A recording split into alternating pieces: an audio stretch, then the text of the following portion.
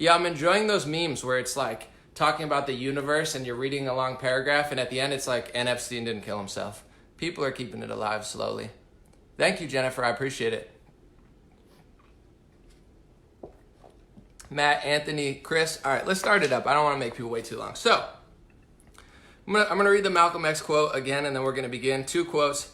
The media is the most powerful entity on earth, Malcolm X said. They have the power to make the innocent guilty and to make the guilty innocent. And that's power because they control the minds of the masses. And I want to start with the headlines. Abu Bakr al-Baghdadi was killed, the leader of ISIS. And this is the Washington Post. Abu Bakr al-Baghdadi, austere religious scholar at helm of Islamic State, dies at 48. So he's an austere religious scholar. They changed the headline because they got a lot of backlash.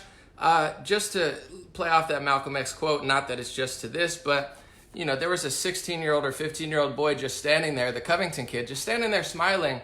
They misconstrued what actually happened. They took video footage out of context, and they made a 16-year-old boy smiling look like a villain, and they're making the leader of ISIS look like an innocent hero.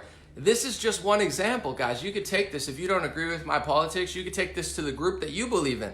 This is who the media is. They have the power to make the leader of ISIS look like a hero or a victim, and an innocent boy smiling look like a villain. This should be a wake-up call. This is Bloomberg Politics. Islamic State Abu Bakr al-Baghdadi transformed himself into a little-known teacher of the Quranic recitation, into a self-proclaimed ruler of an entity that covered swaths of Syria and Iraq. The media is literally, unfortunately, seems like, don't quote me out of context, a PR team for terrorism. And I'm not going to act like I don't like Trump's rhetoric. It's not for me necessarily. I wouldn't say it, but this is what I'm trying to say. I don't want to get quoted out of context. When he calls them the enemy of the people, they shouldn't be surprised at why people feel that way. You make an innocent 16-year-old look like a villain, and you make the leader of ISIS look like this like cupcake figure. And they do this. I told people a year ago, they changed the word ISIS. Now they say Islamic State because it's more digestible. You know, Islamic State. Oh, I like Islam, or, you know, I'm cool with Islamic people. Oh, it's just this state of Islam. ISIS, that's what Islamic State is, or IS. They rebrand it. It's Taliban, Al-Qaeda, ISIS. I know these are different groups, but you notice the trend. One goes down, another one goes up. They get good treatment, and all of a sudden they have a different name. They don't want to say ISIS anymore because people know ISIS is bad, so now they do these puff pieces. But I'm going to take it even a layer further than any conservatives are going to take it. And we're going to use Hillary Clinton actually right now. We're going to listen to a full video from her to prove what I'm trying to say. This is maybe the only time I've really agreed with Hillary. Not the only time, but she explains where these terrorist groups are getting their power from. And this is what, I'm not trying to throw punches at anybody else. It's all love for me. But this is what you're not going to hear on PragerU. This is what you're not going to hear at Turning Point events. You're not going to hear this from Ben Shapiro when they dissect the Middle East and tell you that they want to be in Syria. And this is the reality of it, that the United States has been directly and indirectly funding these terrorist operations in many of these countries because they're trying to fight a different proxy war. And I'm not saying that you can't have a perspective on that, but what I'm saying is if you don't even know it exists, then you're going to be out of the loop constantly. People are like, we're fighting ISIS, we're fighting Al-Qaeda, we're fighting the Islamic radical terrorists. Here's Hillary Clinton admitting that the United States government basically funded radical Wahhabist terrorism. This is a great interview. I don't know where people found this, but let's watch the whole thing and then we're going to talk about it. I don't know if you can see it, but just listen if you can't see it. Let's remember here, the people we are fighting today, we funded 20 years ago. And we did it because we were locked in this struggle with the Soviet Union. They invaded Afghanistan, and we did not want to see them control Central Asia. Listen. And we went to work. And it was President Reagan in partnership with the Congress, led by Democrats, who said, you know what, sounds like a pretty good idea. Let's deal with the ISI and the Pakistani military, and let's go recruit these mujahideen, and that's great. Let's get some to come from Saudi Arabia and other places, importing their Wahhabi brand of Islam so that we can go beat the Soviet Union. And guess what? They retreated. They lost billions of dollars, and it led to the collapse of the Soviet Union. So there's a very strong argument, which is, it wasn't a bad investment to end the Soviet Union, but let's be careful what we sow because we will harvest. So we then left Pakistan. We said, okay, fine, you deal with the stingers that we've left all over your country. You deal with the mines that are along the border. And by the way, we don't want to have anything to do with you. In fact, we're sanctioning you. So we stopped dealing with the Pakistani military and with ISI, and we now are making up for a lot of lost time. We're building a relationship that just did not exist. I said Listen, in our guys. last trip when you were with me that we had a huge trust deficit, in part because the United States had, to be fair, we had helped to create the problem we're now fighting. How? Because when the Soviet Union invaded Afghanistan, we had this brilliant idea that we were going to come to Pakistan and create a force of mujahideen, equip them with Stinger missiles and everything else to go after the Soviets inside Afghanistan. And we were successful. The Soviets left Afghanistan, and then we said, great, goodbye, leaving these trained people who were fanatical in Afghanistan and Pakistan, leaving them well armed, creating a mess, frankly, that at the time we didn't really recognize. We were just so happy to see the Soviet Union fall, and we thought, okay, fine, we're okay now. Everything's going to be so much better. Now you look back, the people we're fighting today, we were supporting in the fight against the Soviets. Very rare moment of honesty by Hillary. I'm not saying you have to agree with everything she said. Sorry about that. I don't know. The lighting just made it hard to see. But this is the part that I just don't hear a lot of Republicans talk about. Listen, I'm not the Washington Post. I'm not a PR team for this terrorist group. For some reason, you get more favorable coverage in Bloomberg and the Washington Post if you're ISIS than you do if you're a freedom-loving conservative or anti-war progressive. Washington Post gives better coverage to literally terrorists instead of like Tulsi Gabbard and Trump. It's very strange. I'm not saying that they're great, but what conservatives don't want to say at these big conservative events, they go around college campuses, we're fighting radical Islam, we're fighting free speech, even though they're not, or for free speech. They never explain that these terrorist groups, and Hillary Clinton, for whatever reason, did back then, they started, a lot of them, with United States funding, weaponry, and backing, because the United States tries to work with these rebel groups. Sometimes they call them terrorists, sometimes they call them rebels. First, they're rebel groups that she just said. And this is what Tulsi says, and what I think Trump understood, is which is why the media hates them, is that we were funding the radical terrorism. It's called Wahhabism. A lot of it roots out of Saudi Arabia, according to very intelligent people who know more than me.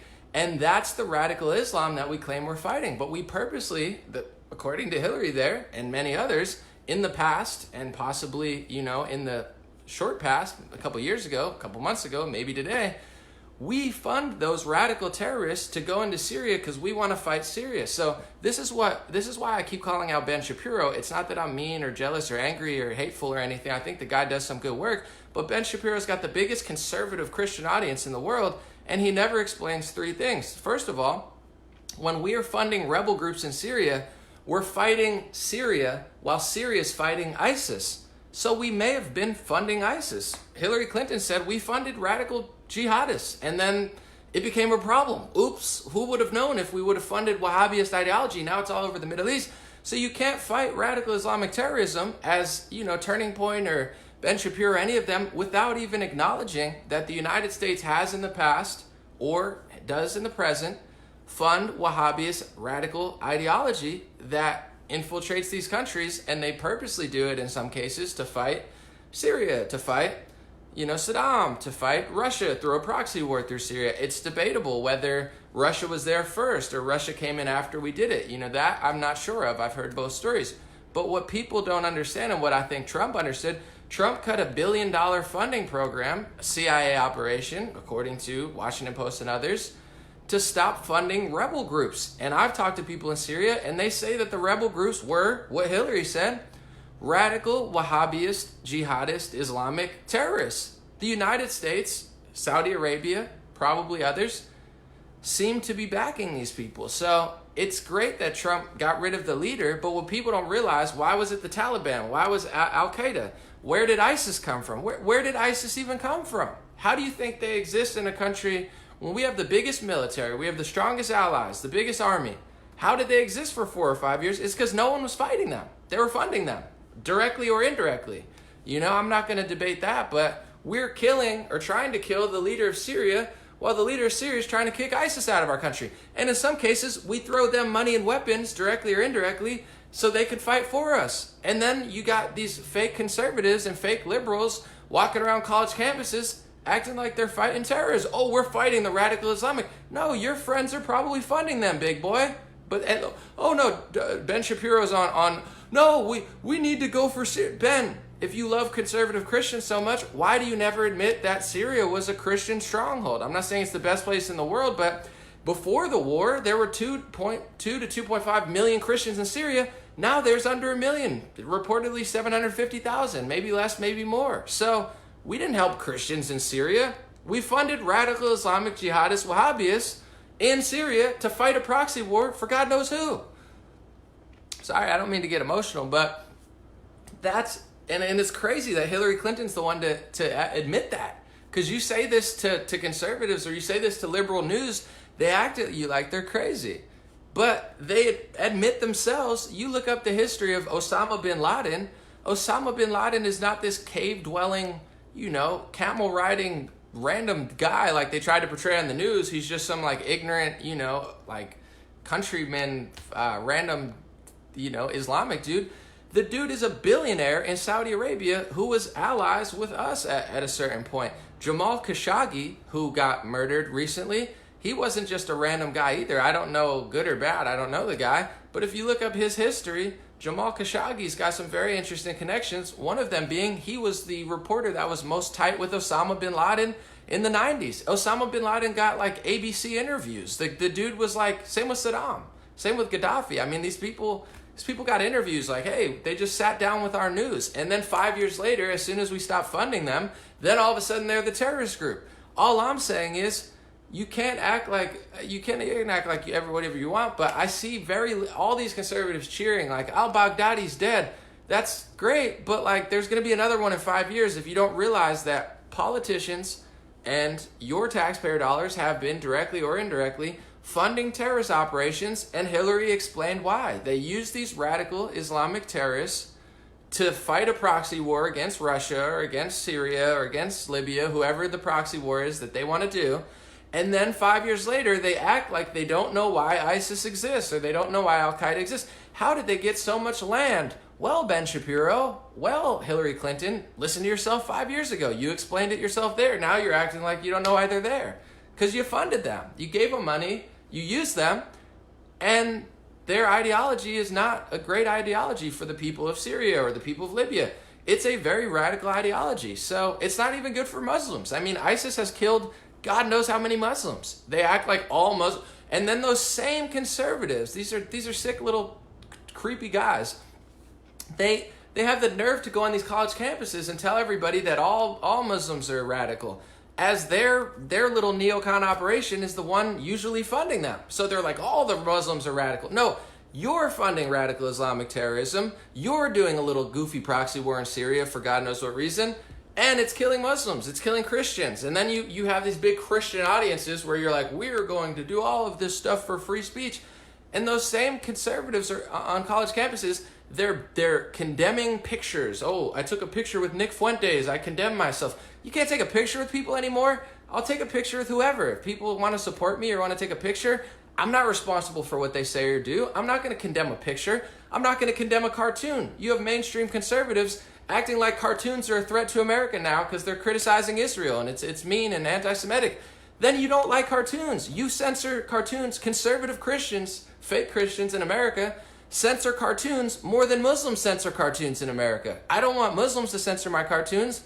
I don't want Turning Point USA or Donald Trump to censor my cartoons. So it's like they're anti-cartoon. They're anti-taking pictures with people. They pass these BS laws in Florida that are anti-First Amendment under the false guise of religion.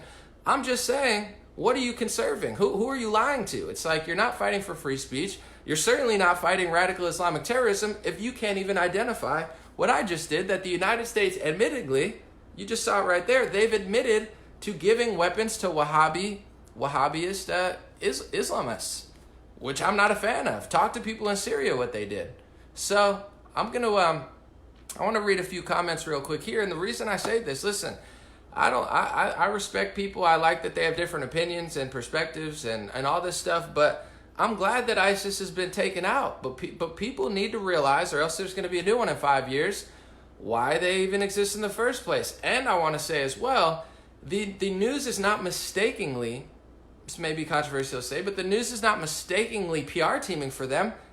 There's a reason that they're a PR team for these terrorist groups. There's a reason that they're acting like that. There's a reason that they hate Donald Trump and Tulsi Gabbard. They don't hate Tulsi Gabbard because of her progressive policies. A lot of people say to me, anomaly, Tulsi Gabbard's a sneak. She's a socialist. She works for the CFR. Probably all true, but here's the thing. They hate Tulsi Gabbard, not because she's on the CFR, she was the DNC vice president, or she has socialist policies. They hate Tulsi Gabbard because she calls out their war agenda. These fake liberal media conglomerates, they're not liberal. They're a war media. They support their war agenda, and sometimes their war agenda is funding Wahhabist terrorists. So there's a reason that they're trying to baby this type of stuff in the media. It's because those are their guys, you know. They literally are their guys. It's not like a mistake, like, oh, they're giving better press to them. That's their people. That's what they wanted to do. They wanted to fund these people to, you know, whether it be rebel groups that gave it to them or they worked with them, you know, Al-Qaeda, Al-Nusra, these rebels, those rebels. I'm not saying who's who, but that was their goal. Fund these Wahhabist radicals in Syria to fight the leader of Syria, and it didn't work out well. It led to an ISIS. Who would have known if you give weapons to radical rebels that radical rebels are going to take over? Who would have thought that? Trump knew that. Tulsi Gabbard knows that. That's why they hate him. So that's my thoughts. I'm going to answer a few questions. Someone said war is big bucks. It's absolutely big money, but it's also like I'm open to all perspectives. Maybe they really do need to get rid of Russia. You know what I'm saying? Maybe it's like even that was a rare moment of honesty from Hillary. She was like, listen, we're trying to fight the Soviet Union. Maybe she's lying about that. Maybe it's true. Maybe they really were trying to fight the Soviet Union. Maybe it worked temporarily and then it backfired long term. Maybe they're completely full of shit. But I don't know why they're doing this. But the fact that she admitted that is a huge step forward. Because you say this to people, the media will call you crazy, but even conservatives will call you crazy. I'm like, guys, we could celebrate this. Yeah, it's awesome. But you got to know why Trump defeated ISIS. He defeated ISIS and he defeated radical terrorism in Syria because he stopped funding them. If you don't give them money and you don't give them weapons, they're not going to take over. How is a terrorist group with no navy, with no air force, how in the world do you think they get power when powerful countries fund them? Whether it be United States, Saudi Arabia, Israel, Great Britain, France, Iran, whoever. I don't know who's giving who what, but I could give you a hint about who I think might be doing it. And it's open for debate, but if you don't, that's what I'm saying. It's like if you don't even get there, they're like, we're fighting radical Islamic terrorism by funding radical terrorists in Syria and killing Christians, but somehow we're pro-Christian. It's like, no, you're not, bro. No one believes you anymore. All right, I'm going to read, someone said president had the opportunity to take out bin Laden. And that's the thing too, where people are like, a lot of conservatives as well are like, Obama funded ISIS. Probably, maybe, but it's not like just Obama. Like everyone blames everything on Obama. Obama was a sneaky dude. That God knows what he was doing. But it's like this stuff didn't start with him either. He was just kind of a guy who just did what they said for the most part, and then maybe did like a little thing here or there. But it's not like him. They've been doing this for decades. And that's all I want to say. You can have a different perspective. But I want this to start leaking into the conservatives more. Don't just celebrate, the death of him, because this is how they get you. On 9/11, they use, for liberals, they use like transgender rights, LGBT, women, children, like, everyone's going to die, climate change. And liberals are like, oh my God, I'll do anything. With conservatives, they use this type of stuff. They use military, they use pro-America, they march around campuses acting like they're doing what they're not doing. I'm not trying to be mean, but the free speech is not debatable. So if you're the top conservative pundit, like a Ben Shapiro, and you're out there trying to blacklist people, call them alt-right all the time, and say it's an anti-Semitic hate crime to basically suggest reality, then what free speech are you fighting for? If you're marching around college campuses, saying you're fighting radical Islamic terrorism, but not one of your employees can bring up the fact that we've been funding them and Trump cut the funding, and you know that you can't fund rebel groups in other countries to kill Christians and act like you're helping Christians. I don't know. Maybe that should be part of the discussion, not just like, yeah, we got them. Yeah, we're going. We got to fight for Iran. We got to fight Iran. It's like, Iran, why? Do we have to right now? Are they the number one supplier of terrorists? Maybe they're helping. Maybe they're funding. I wouldn't put it past them. But can we acknowledge the fact that we have politicians on video openly admitting that your taxpayer dollars were going to funding the most radical ideology in Islam? Someone said this is by far your worst talk ever. This is a real talk. I don't know what you want me to say. When I talk to liberals and you say something they don't want to hear, not all the times, but sometimes they, it's the same with conservatives. I'm sorry that I brought up the fact that Republicans sold out free speech in Florida. I wish they didn't do it, but they did. They passed an anti-free speech bill in Israel, the first Florida bill passed on foreign soil. I'm sorry that no other conservative told you, because they're the ones that are passing it. I wish they weren't. I don't know what to tell you. Look it up. They passed an anti-free speech, anti-First Amendment bill to make it illegal to talk about pretty much anything to do with certain countries under the false guise of anti-Semitism. And that was so bad that like hundreds of Jewish people were railing against it, saying this is totally ridiculous. It doesn't even protect all religions. It's a religion bill for one religion that the people of the religion don't even agree with. So this was not liberals doing it. I expect them to sell out free speech now. I'm sorry that that bothers you. And I'm sorry if it bothers you to say that there's politicians on paper that have been funding radical ideology. I'm not saying Iran's not. I'm not saying it's, some people say it's been a problem for hundreds and thousands of years. I'm not blaming it all on America. I'm just saying Rand Paul knows it. Tulsi Gabbard knows it. They tried to pass a Stop Arming Terrorists Act. The first step to stopping radical ideology is to not fund it. And then we could debate on who's doing it most.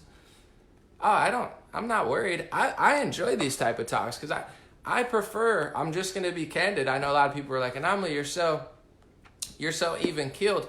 I am, but the more I've learned, I'm very conservative in my ideology. I don't believe in high taxes. I don't believe in big government. I don't believe in anti-free speech and hate speech, political correctness. The reason I call it out on the right wing sometimes, yet the left wing totally has lost all reality. Even Bill Maher, or Maher, however you say it, Bill Maher, he even admitted this on his show like 2 days ago. He's like, guys, you guys are ridiculous. You're crazier than Donald Trump. Respect to him for doing that. I don't agree with most of what he does, but at least he had, the balls to say that to his audience yesterday. I don't expect the left wing to do it, but I say it to conservatives because most of the top conservatives, they do great work. I compliment people all the time. Turning Point does excellent work, and people who complain to me about Turning Point, I say, hey, if you want to do better than them, you got to create your own organization. I'm not knocking what they're doing. They're doing a lot of great work, but in many ways, they're not standing up for free speech. They're not fighting identity politics when they use it. You're not fighting political correctness when you're politically correct yourself. This year alone, conservative organizations, including even the White House, which I got invited to, now I probably won't. No, I'm just kidding. I'll probably be fine. But they disinvited Ben Garrison for making a cartoon. So you get what I'm saying? I'm not anti-people or country or group. I'm the least hateful person out there. I don't judge people by their collective, averages. I judge them by the content of their character, who they are. But if you're going to make your whole organization about fighting political correctness and talking about how Islam doesn't allow you to draw cartoons, which is true in many countries, then how are you going to block someone from an official conservative event for drawing a cartoon? Because the cartoon was about Israel? Or a Jewish person? It was about the Rothschilds and George Soros? Now all of a sudden it's offensive to you? Then you're not really pro-free speech. Just that now you're like the left. You get what I'm saying? It's like we are pro-free speech unless it bothers us and it disagrees with our political ideology, then we're not free speech. That's what the left does. So if that's happening at the right wing, if that's happening on all the top huge outlets, they act like they're against political correctness, but then they cave to political correctness. They act like they're for free speech, but they cave to free speech and even promote anti-free speech legislation that's getting passed in certain states that's totally anti-First Amendment, that is totally unnecessary, and it's only going to be used against you. It doesn't matter if you're Jewish in Florida. That's why Jewish lawyers and rabbis railed against it. I'm not the only one doing it. They realized that it wasn't helping the Jewish community. It was a anti-free speech legislation that was totally biased, totally lopsided, and was so broad that it's basically illegal now, if it passed in Florida, to say anything. You can't suggest something, you can't have a conversation. They want the government of Florida to dictate how much you're allowed to criticize certain groups of people in certain countries. Do you not realize how that's going to be used against you? Who is this government to tell you who you can and can't like, or who you can and can't, speak about? I'm going to be like, you can only talk about Iran 5 times a week, and then you have to talk about America and Saudi Arabia. No one can legislate who you can and can't talk about as much as you want. That's not how news works. I don't have to like the Washington Post, but I'm trying to sit here and make it a law that they can't talk about certain people more than other people. That's ridiculous. So it's not a bad talk. It's an amazing talk. It's just uncomfortable truths that a lot of people don't want to realize. I think Daily Wire does incredible work. I think Turning Point does incredible work. But they also, I think they're very dishonest in that way. And it's like, to me, free speech is important. So if you have the free speech crusaders against political correctness, they're at every campus, but then they're caving. They can't even take a picture. They're condemning photos. They're condemning cartoons. It's like, what are we doing? They're firing people or kicking them out of their group for going to a debate. That's what happened recently. I'm not trying to be mean, but Ashley Sinclair, a Jewish woman who happens to be Jewish, they kicked her out basically, or reportedly, allegedly. It's not really my thing to worry about, but they kicked her out for attending a debate because there was a guy who was too far right wing. It was a debate. It was a debate. You can't attend a debate. I can't listen to someone I don't like or I disagree with, or else I'm not. So you're standing up for Jewish people by kicking a Jewish woman out for attending a debate that you don't want to exist? Who are these people? And this is what they're doing, guys. They're pressuring people behind the scenes too. If you work with them, if you talk to them, if you debate them, if you attend that debate, if you take a picture with them, if you draw that cartoon, they're not conservative. They're half conservative, half just as bad as the left. They're obviously not as bad, but you get what I'm saying? I don't enjoy doing this. I like to make friends and be cool and stuff, but it's like, you can't not see it. That's why I say that stuff, and that I'm all good. It's all love for me, but that's kind of what I'm saying with the with this whole terrorist thing too. It's like Trump's greatest decision with this was stopping the funding, and I hope that people do this in the future. Rand Paul will do that, but I'll tell you what, just to be quite frank, Dan Crenshaw won't do that. Lindsey Graham won't do that. Ted Cruz may or may not do that. Most Republicans won't. So if you don't realize what I'm saying now, you're going to get played in 4 or 5 years. Ben Shapiro wouldn't do that. Charlie Kirk probably wouldn't do that. I don't know for sure, but I'm saying Trump is very unique. He cut funding. There's a lot of neocon conservatives that have a whole different agenda than Trump, that if they were in office, they're not going to do what he did. So in my perspective, terrorism would rise. In their perspective, they would crush it. It's worth a debate, but it's like so many people are cheering this victory, but they don't even realize why it was there in the first place. It's because our taxpayer dollars have been funding Wahhabism, and it is the probably most radical version of Islam. I'm going to read some questions. We'll do a little back and forth, but I'm not trying to be mean. It's not my worst talk ever. I could sit here all day and tell you the lunacy of the left, but at a certain point, it's like, I don't know. I see these games and I'm like, what's going on? Let's see. No, Trump is crushing it. Like, he's finessing so hard. And there's not a lot of Republicans like him. A lot of people ride his wave. Why wouldn't you? But, it's like once he's gone and they get in power, if the people of America don't know what's going on, you might fund a whole fake war in Iran in 6 years and do the same thing, and then terrorism will rise again. Trump got rid of terrorism because he cut the funding.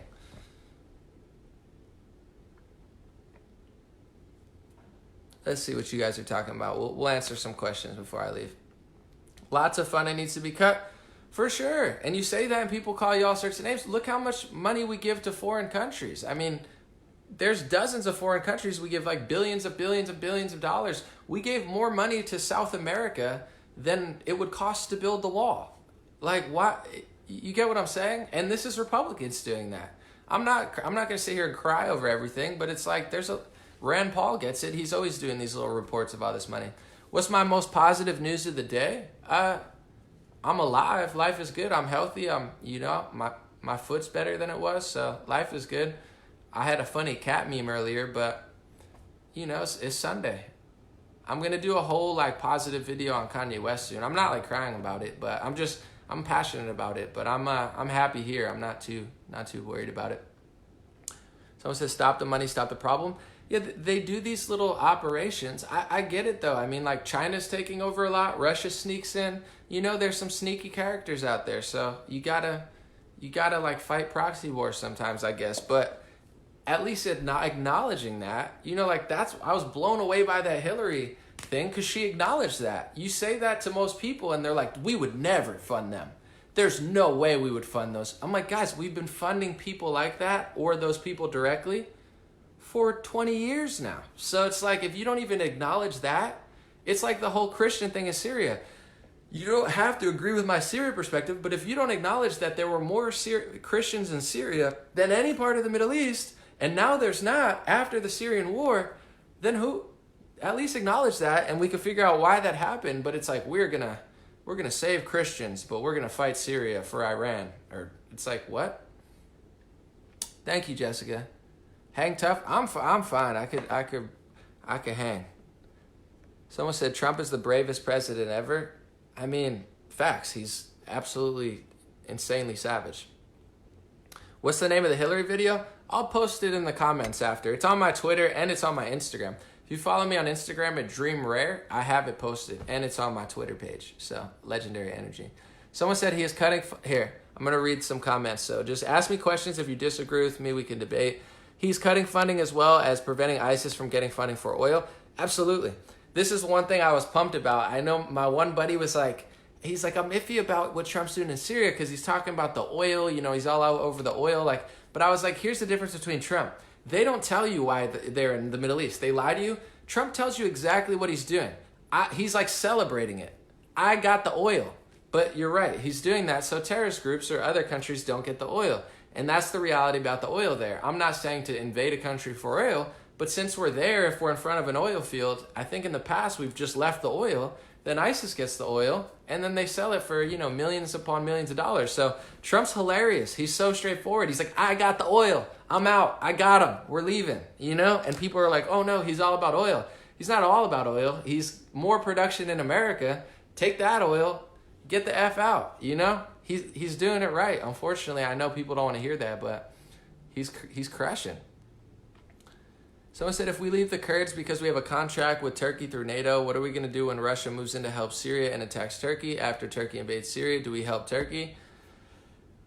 We'll find out. It's definitely a slippery proxy war. I mean, one thing to watch is what does Syria do? Because now that Syria's regained its... Do they kick out Russia? Do they kick everyone out? We'll see if they kick out Russia or Russia stays there.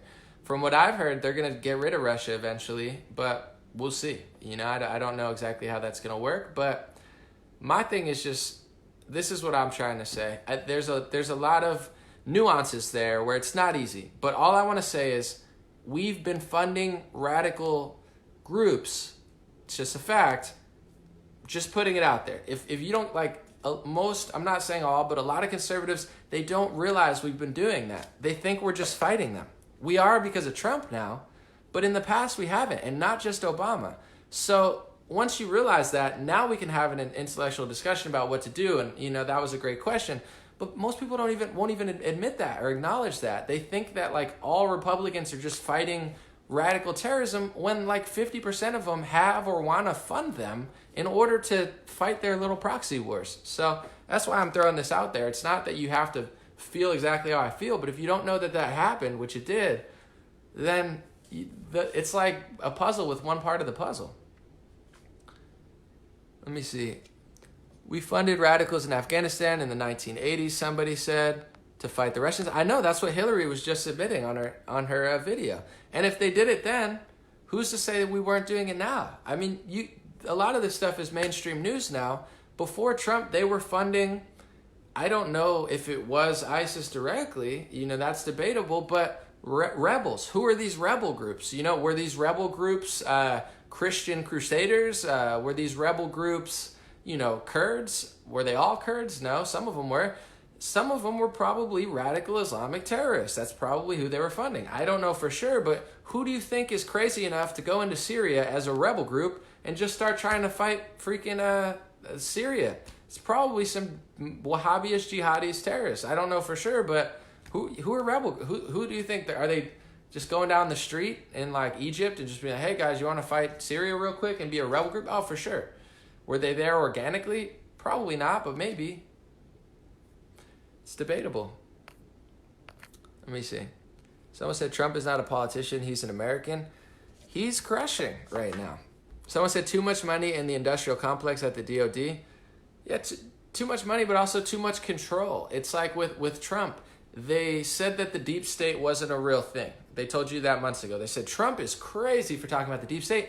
Now they're on television admitting that there's Washington Post articles and others, I'm not sure if it's them exactly, saying that there is a deep state, but it's for the better of you. So they said there wasn't one, now there was one. It's the fact that you have multiple agencies, multiple entities that are beyond voting or beyond tracking or beyond monitoring, and the government just gets more and more bloated, with budgets and other people's money. So it's not just money and oil. I used to think that, but it's a multi-layered problem. You do have also people in the system that have their own agenda for their own ideas that have some to do with money, but some of it's not even for money, to be honest. There's a whole like semi-religious, semi-socio-political agenda in the Middle East as well that a lot of these Republicans are trying to fulfill. And it's bipartisan in many ways. It's why the only thing that, Dan Crenshaw and Nancy Pelosi will agree on is, opposing Trump on the military-industrial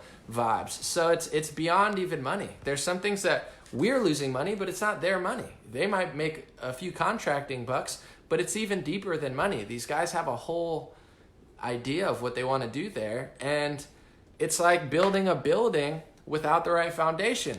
It sounds good, but if it doesn't work, no offense to any, far left people here, but if it's like socialism, sounds good, but if it never works, it never works. You got to just wrap it up and try. And there's a reason it never works. Yes, some of it's from what I'm talking about. They fund and do a lot of sneaky stuff, but a lot of it's also just kind of human nature, where it's like, I get that you wanted to invade all these countries and do all this stuff, but it's not working. It's not working. It's time to go. Be strong, be smart, like Trump, but it's time to stop funding these people. Someone said if I could do it, let me see. Someone said Trump doesn't even need a war room to fight impeachment. He just needs social media. He's doing great. I mean, I don't think they're going to impeach him. But I'll tell you one thing. I'm not saying he's worried about it, but you notice he's railing against Mitt Romney and Republicans. It's because Republicans, not all of them are your friends. So I think in the back of his mind, he's probably a little bit concerned that the Republicans might actually turn on him. Because Mitt Romney's probably behind closed doors trying to rally all these conservatives. And I guarantee you there's some on the fence. I'm not going to name names, but some people who agree with Trump, sometimes who disagree with him, they might try to turn on him too. I don't trust anybody. I like Trump. I trust Rand Paul. I think Rand Paul's a good guy. The rest, I like Matt Gaetz, Jim Jordan. I like the rest of them. I don't trust them. I don't hate them or dislike them. It's just like there's a few that really stand out to me as freedom fighters, and there's a lot of sneaks. I'm sure there's other good ones I'm not mentioning. Someone said, do talk about the Federal Reserve, another taboo topic. Talked about it before. I mean, yeah, the Federal Reserve owns the money or controls the money at least, and they used to be backed by gold and it's not anymore. And I don't know, our country's run off the petrodollar, so our oil production and who we trade with is pretty much where we get most of our value from. That's enough for today. Someone says Republicans could be wussies. No, there's some good ones. It's a tough job. I wouldn't want to do it. People say run for Congress. Hell no. They'll try to ruin my life and just be disgusting. I don't want to do it. But there's a lot of people that they, for their own little purposes, they might turn against Trump. But I hope not. Yeah, Matt Gaetz is a star. He's really, and Jim Jordan. They're definitely stars. Crenshaw's a star too. Don't get me wrong. Crenshaw's really good on some domestic policy. I just don't like his war agenda. It's like Shapiro. He's like a Shapiro or like a, it's like they have a lot of value for conservatives, but I really don't like their war agenda, and I really don't like the fact that they're not really pro-free speech. It's a little bit annoying. I don't mean to be overly critical or mean, but it's like I see them. They're not free speech when it comes to anti-Semitism. They'll pass any bill. It's one thing to stand up for Jewish people in Israel. It's another thing to fire Jewish people when they don't agree with you, and kick them out when they don't agree with you, and pass legislation that's going to be used against everybody, including Jewish people who don't comply or don't want to comply. So it's not like people. I say this stuff and people think I'm being anti-Jewish or anti-Israel. It's not true. I'm just pro-free speech. I don't want American Italians or Christians. I don't want Muslims. I don't want anybody to take away free speech. So it's like the fact that the Crenshaws and Shapiros are doing that. That's why I call it out. I'm not being. They're great on other stuff, but Rand Paul is like the guy who really gets it when it comes to foreign stuff. I trust him. They're stars too in their own way. But someone said none of this would have started without Devin Nunes. Yeah, he seems like he crushes. True, too. Someone said, do you trust Trey Gowdy? I don't know anything about Trey Gowdy. I know who he is, and people love him. I just don't know enough to really say. I just know everybody loves him, so he must be a good guy. I'm not like, it's not that I distrust, like I'm like worried about these people. I just don't agree with them. And I don't like this thing is big. I don't care that they disagree, but I don't like that they're selling out free speech. And I don't like how they never, if you watch their interpretation of the Middle East, it's not just that they disagree with me. They don't tell the truth about it. It's like their framing of it doesn't, like if I want to go and ask them, be like, do you think we were funding them at a certain point? Like, how come there's less Christians there? Like, ask them these questions. They frame it in this weird way where they never even get to the truth of it. So it's like, I don't care if they have a whole different, but I actually like what Hillary said, believe it or not, because she admitted we were funding radical Wahhabis to fight a proxy war. Just say it. Just be like Trump. I'm taking the oil. You know what I'm saying? I like the truth. Just say it.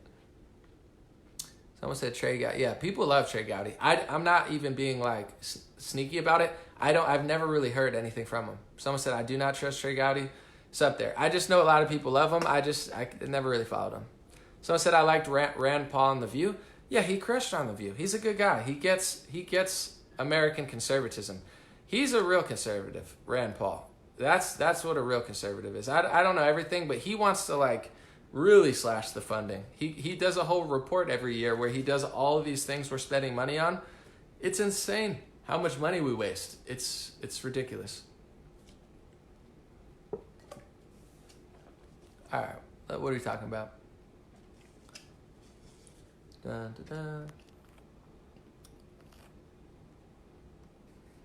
Trying to read some other. Someone said, let's see, Jacqueline said, there's a globalist forum where they are trying to decide who to censor and call a terrorist. Anyone who disagrees can be named by them. Trump is the only leader who refuses to take part in that. Yeah, you can't give up an inch on free speech. It doesn't matter whether it comes from the right or the left. They take an inch and then they take a mile and then they call you a terrorist, or they call you a white nationalist, or they call you anti-Semitic, or they call you Islamophobic, or they call you... They have a name for everything. You know what I'm saying? It's not worth it. No matter, the left does what the right does. In my perspective, they think they're fighting the greater good. But if you're going to call somebody anti-Semitic or call somebody Islamophobic, which is a dumb word because it doesn't necessarily mean you're afraid, even if you don't like it, you have to make sure you're right about that. Because if you broaden the term, now it not only becomes useless, but it's going to be used against you.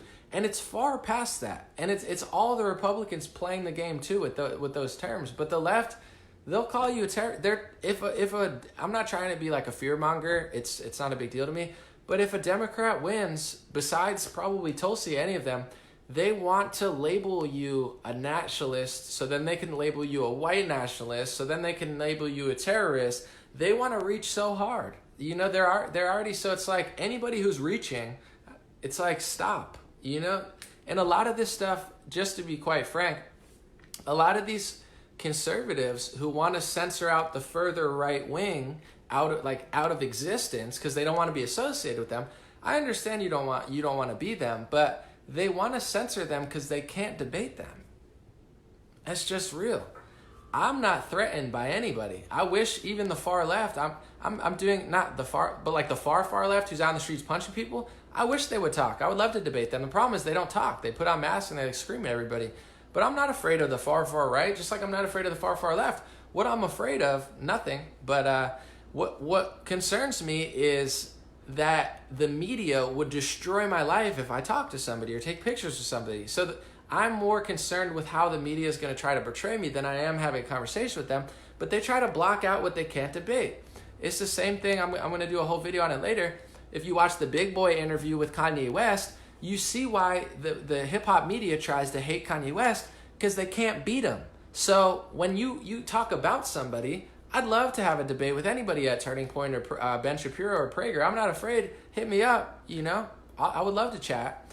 But a lot of them, they want to banish you into the corner because they don't have an argument. Maybe what you're saying, the right wing is less politically correct than, the right wing is less politically correct than the left wing, but they're still politically correct. So if you come with the further right perspective, you might have no political correctness, and they might not know how to debate you because they don't want to agree with you, but they don't want to disagree with you. So they start just kick them out. We don't even want to talk to them. But a lot of these people have points to make. You know, I listen to everybody, and what I'm shocked about is some of the most banished people that have the worst reputations. Sometimes I listen to them, and then I listen to mainstream conservatives, and then I listen to Washington Post, and then I listen to Washington Times, and then I listen to like the mainstream on both, and I'm thinking to myself, these people that are banished would crush them in a debate. They're way more intellectual, and that doesn't mean I agree with all the worst or craziest people. I'm just telling you the truth. Some of the most blacklisted and banished people could crush these other people in a debate, and I feel like that's why they have to banish them. It's because they can't debate them. I'm not a fan, but they like to label you and brand you, and once they've branded and labeled you a villain, just like they're doing to Trump, they do it to other people, then they could throw you in a corner. And once they throw you in a corner, they don't have to intellectually debate you. So I'm not afraid of the far right, just like I'm not afraid of the far left. I'll tell the far left if they would talk. The right wing doesn't, like Trump and, you know, Goldman Sachs doesn't care that you're fighting the Proud Boys in the street. You're not beating the system, bro. Like, no one cares. Like, the billionaires are probably laughing hysterically at you guys because you're not solving anything. Just like the right, it's like, I get it. You don't want to be associated with them because of the media, but then it's like, are we really free speech, or are we just free speech enough to, you know, be able to tour and get press, and then, you know, we're not really free speech? My thoughts. Someone say, please clarify which political right groups are far right. It's a good question. I'm not a big blacklister or brander, but, you know, I would say, from what people say, my personal perspective is on a political scale. To me, far right means anarchy. If, like, this is my political scale, it could be debated, but far left would be total government control. Far right would be no government control. So the far right, in my perspective, would be anarchy. But now the right's been branded, like the left's been branded. The left is great and virtuous, and the right wing is evil and mean. So now what they say is, like, moderate right wing would be like your, you know, Turning Point and your Prager, although they get called far right by the left. That's the crazy part. It's like Ben Shapiro's far alt-right. It's like, no, he's not. What are you talking about? You know, so it's like the left calls the moderate right wing the far right. And then the moderate right wing calls conservatives, you know, further right conservatives, they call them the far right. So if you're asking me personally, I don't call anyone far right, but I do, when I bring it up, I guess it would be your Nick Fuentes or your Richard Spencers or your super identity politics, like white, you know, in some cases extremist sort of people that are too extreme for the right wing. That's what, when I use the term far right, although it's not the best term, I would just be like further than you know, the Prager's and the you know, Charlie Kirks and stuff, and they've been blacklisted and banished because they're very racially driven. To me, though, I understand why you'd want to distance yourself. It's not a good look. It's not a good look for the media. It's not a good look for what you're trying to do. But to me, on a personal level, just to be honest, it doesn't bother me. You know, it just doesn't. You know, as far as I want to see what they're saying, I want to see what points they have. Like, I could listen to someone I dislike, like Hillary Clinton. Can't stand her. But I think she told a lot of truth in what she just said. So there's a lot of value there. And you can't really do that nowadays because they've blacklisted people. I'll give you an example. David Duke, the ex-KKK guy who is blacklisted, banished by everybody. He's horrible, although he still has a Twitter and other people don't. Very, very strange as far as who they choose to kick off, who they don't. However, you can say what you want about David Duke, his past. It's horrible. It's terrible. He's an awful guy. I'm just speaking reality.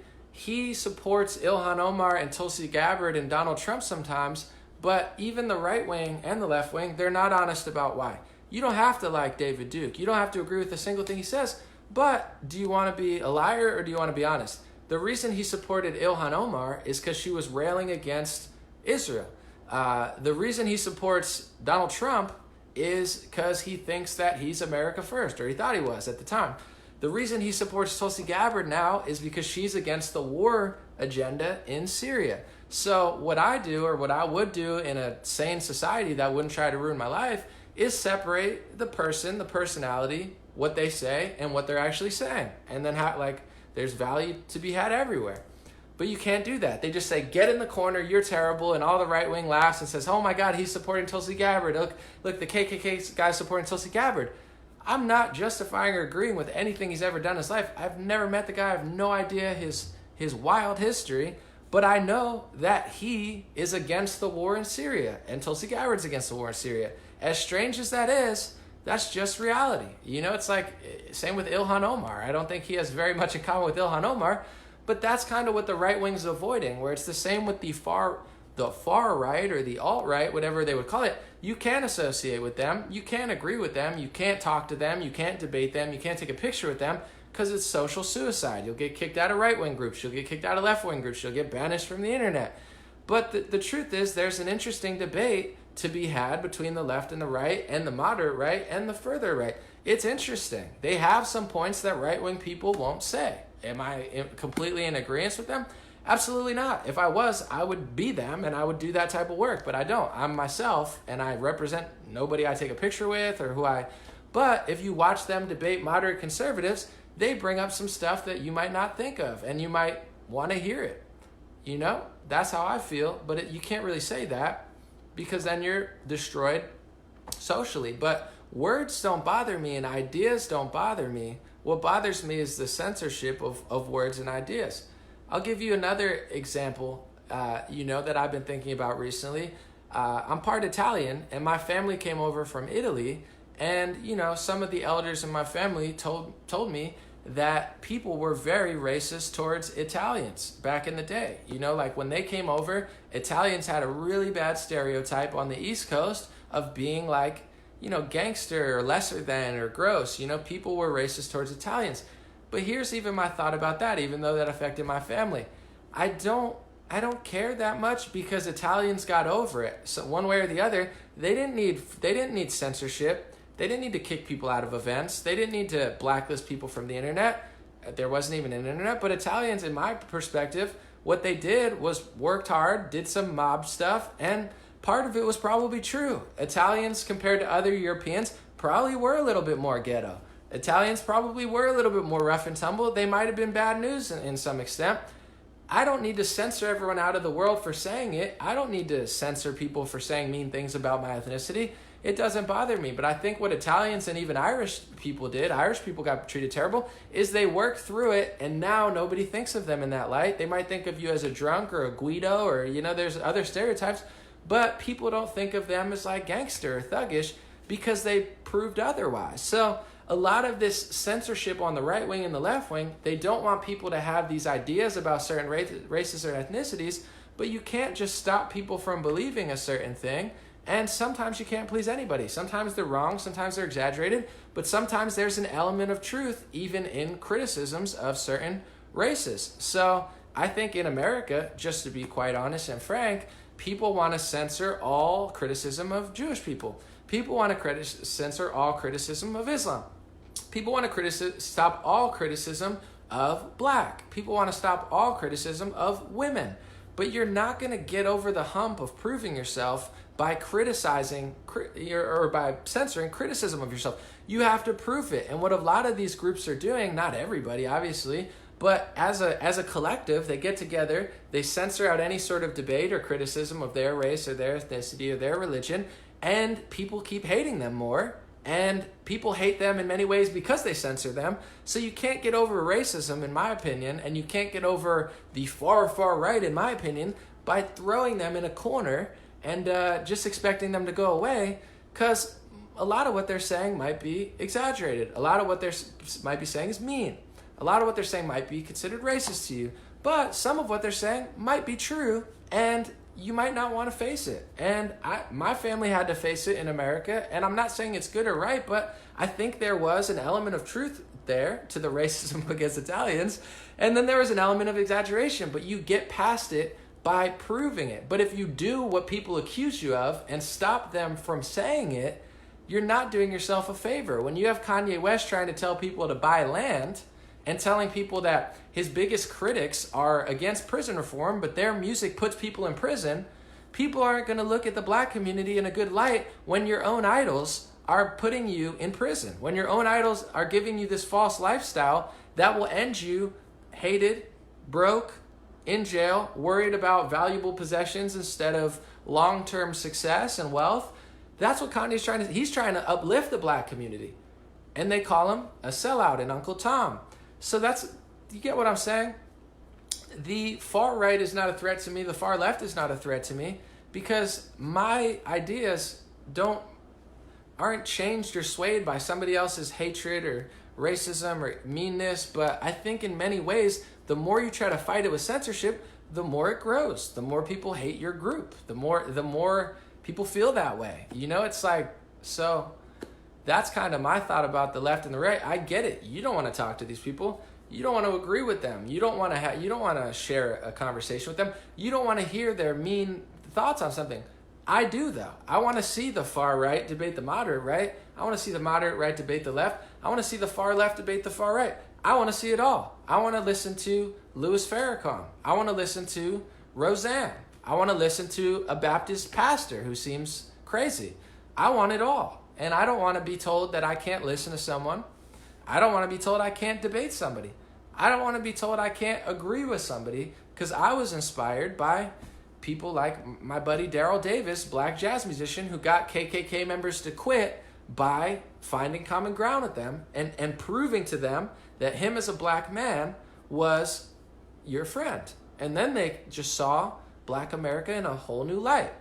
That's how you defeat racism, in my opinion, and the left wing certainly does not want to do that. They're the biggest culprits not only of being racist, but making racism worse. They make the people that they disagree with more radical while being racist. The left is the worst nowadays. And then the moderate right wing wants to play the game too. No, you can't come to our events. You can't take pictures with us. No, we're gonna just be rebellious enough to tell you, no, plastic straws are stupid and trans people are stupid, but we're not gonna talk to them. Why? What are you so afraid of? Are you afraid that they're gonna beat you in a debate? Are you afraid that they're gonna say something that you might not be able to agree with, that might be kind of true or edgy or thought-provoking? Maybe.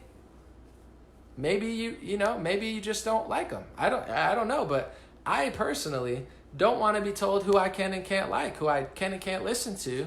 And I feel like that's what not just the left is obviously doing, but the left kind of owns the right. And I get it. They own social media. Even I have to worry about what I say sometimes, but I got to give you the truth most of the time or all the time and twist it in a way that maybe is palatable so they won't kick me out of existence. But I'm not going to change my opinion and lie and censor people on my journey. But that's kind of what the right is, the position they've taken. We're pro-free speech, but we're going to pass anti-free speech legislation and we're going to banish people for events. we're pro First Amendment, but we're going to censor cartoons just as much, if not more, than Islam in America. I'm not saying Islam wouldn't do it more if they had more power. They don't. So it doesn't happen that much here, but it would. But they're doing it. We're anti-political correctness, but we're going to be so politically correct that we're going to condemn people who are further right than us, and we won't debate them, and we'll blacklist them. I think they debate them because they have interesting points that are even more taboo than your main right that no one wants to talk about. But I love that stuff. I don't, it's like I love the crazy conversation that it's like, I like even like people talk about space and stuff. I've been researching a lot about space, and you wouldn't believe the amount of stuff when it comes to space that is very bizarre. The International Space Station, 230 miles in the air, is within Earth's atmosphere. That's just a fact. It's on NASA. The Hubble telescope is within Earth's atmosphere. The moon, which is thousands of times or hundreds of times further than both of those, now they're saying that's within the Earth's atmosphere. This is not a conspiracy theory. This is a fact. This is mainstreamspace.com, NASA. So all this stuff's within Earth's atmosphere. Isn't that interesting? Space Force, yeah, that's cool to say because Trump said it, but I'm more interested on why people haven't gone back since 1969 than I am with, women walking 200 miles in the air, allegedly. So it's like, these are the things that interest me, but it's like, if you're mainstream conservative, it's like you can agree with small government, but you can't talk to them, you can't take pictures with them, you can't do cartoons about this, you can't have this war agenda, you can't be skeptical, you can't do that.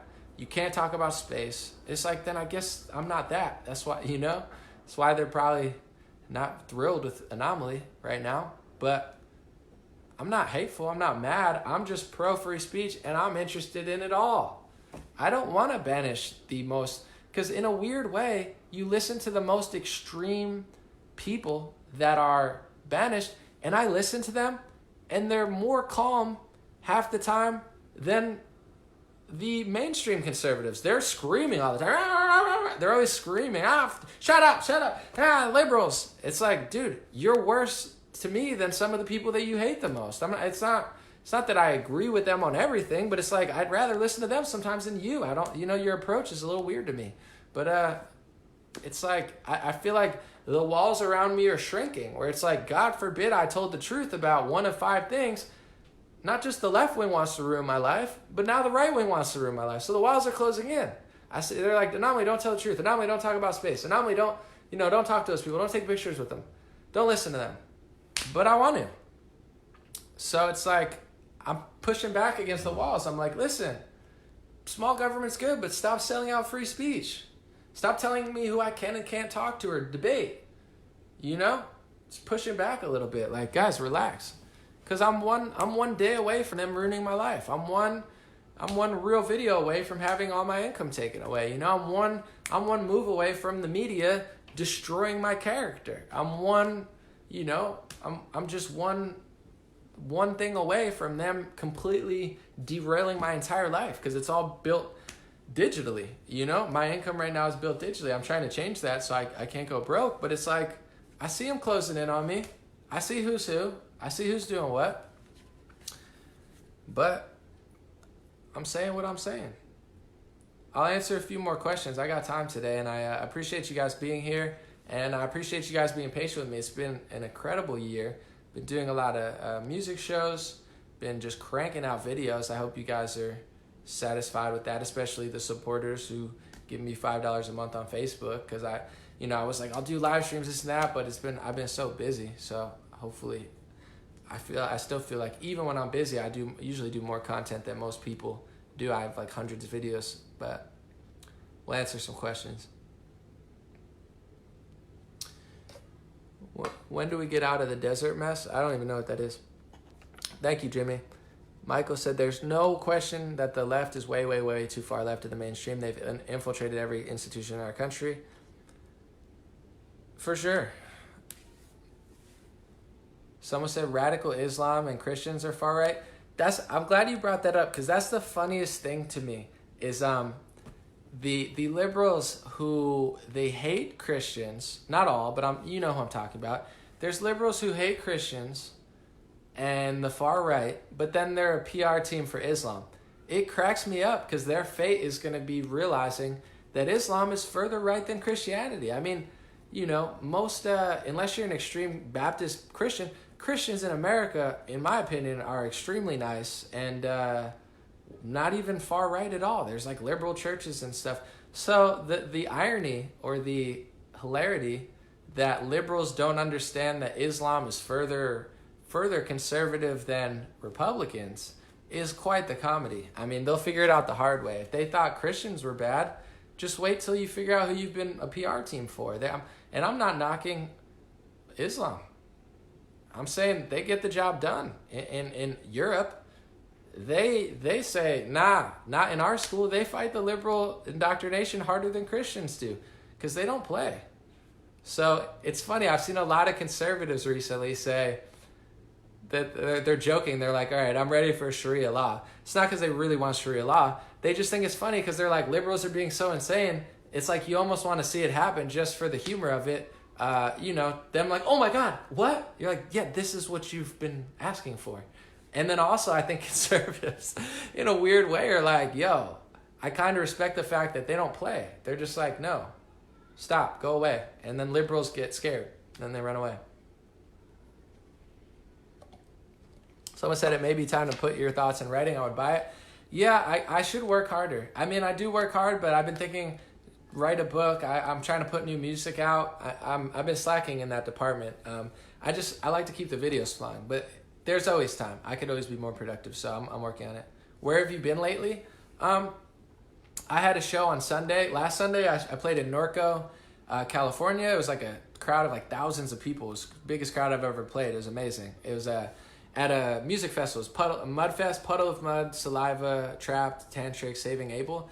And then I was at 2 shows with the band Trapped in Orange County and then Los Angeles. So I've been traveling the last week just doing music shows. And then, yeah, I checked out the Orange County for a few days too. It was beautiful. Let's see what y'all are talking about, fam. Someone said me too. Are you trying to me too me now? Any news on 39 dead on the truck? I never heard about that. Sorry. Someone said true Christians are just constitutional conservatives. Just because someone says they're Christians doesn't mean they actually. Everyone should be. I'm not saying everyone should be conservative, but liberals should realize that the Constitution is pretty good as far as like freedom. It's pretty ballsy that they even let that happen. Like they must have been really confident in their work. It's like the Constitution's like if you had a boss that just said, you don't even have to show up. I'm going to make work so good that, you know, you want to work. You know, like it's incredible. It's ballsy to make the Constitution. They're like, we'll give you guns. You can come kill us at any time. They did it not to hurt people. They did it because they were so confident in their scheme that it's one of the best, if not the best pieces of like legislation, government legislation ever. So, you know, even a liberal used to know that, but now people forgot that under the guise of these ideas and policies that they don't realize sneaks that out. Someone said you're all over the place on your left or right ideology today. That's good. We want to be all over the place. Someone said the Muslim Brotherhood support and financially contribute to the left to divide our country. They hate America. Probably, yeah, but it's not just the Muslim Brotherhood. I think Russia did a lot in the 80s or 70s, probably still today, to fuel a certain ideology. I think the ADL is pretty bad, and you know there's a lot of influence from them. There's quite a few people. I would say Al Jazeera is Qatar. I don't know if that's Muslim Brotherhood, but I agree. But my thing is, I wish and I'm not knocking it because I'm not saying the Muslim Brotherhood's not a problem. I just wish conservatives looked at other stuff because I feel like there's probably organizations that have 100 times as much influence as Muslim Brotherhood, or maybe they're working together. I don't know, but there's other stuff out there.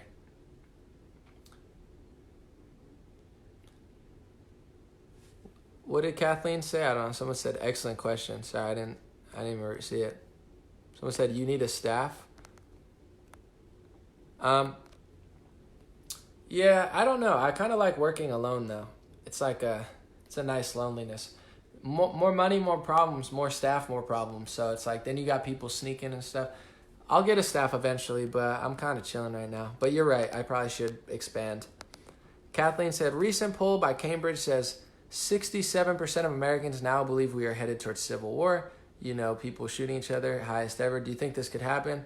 First of all, I would say don't believe any poll. It's nice to use polls sometimes when they agree with you, because then you're like, look, I got evidence. But they probably asked like 800, 900 people. But I mean, anything is possible. I'll say this. I'm positive. I'm optimistic. Life is good. But I think in America, we avoided, I don't know if I'd call it a civil war, but I think we avoided a revolution with President Trump. Without Trump, you would have had all of the Bernie Sanders supporters, which are very, very big, all the progressives, and the right wing kind of, you know, rebelling against the elites. I think it would have been very similar to France. Difference between America and France is our economy is pretty fire. And, you know, even when we're mad, we're not that mad because we don't know what it's like to be in Chile. We don't know what it's like to be even in France. You know, we're so blessed. Even our worst is better than a lot of people's average. So, you know, I think it's somewhat overblown, but at the same time, you know, a lot of it is media manufactured. A lot of people don't really care that much. That poll is probably a little, but it could happen. I mean, anything's possible. But I think and I'm not trying to be like a biased person, because I know there's a lot of people who are left leaning, not a lot, but some who watch me. I really do think, though, if a Democrat wins, you got to remember Obama said if you like your doctor, you could keep your doctor. Obama was deporting illegals. Obama wasn't giving free healthcare to illegals. Obama wasn't trying to take guns. I mean, maybe a little bit, but not really.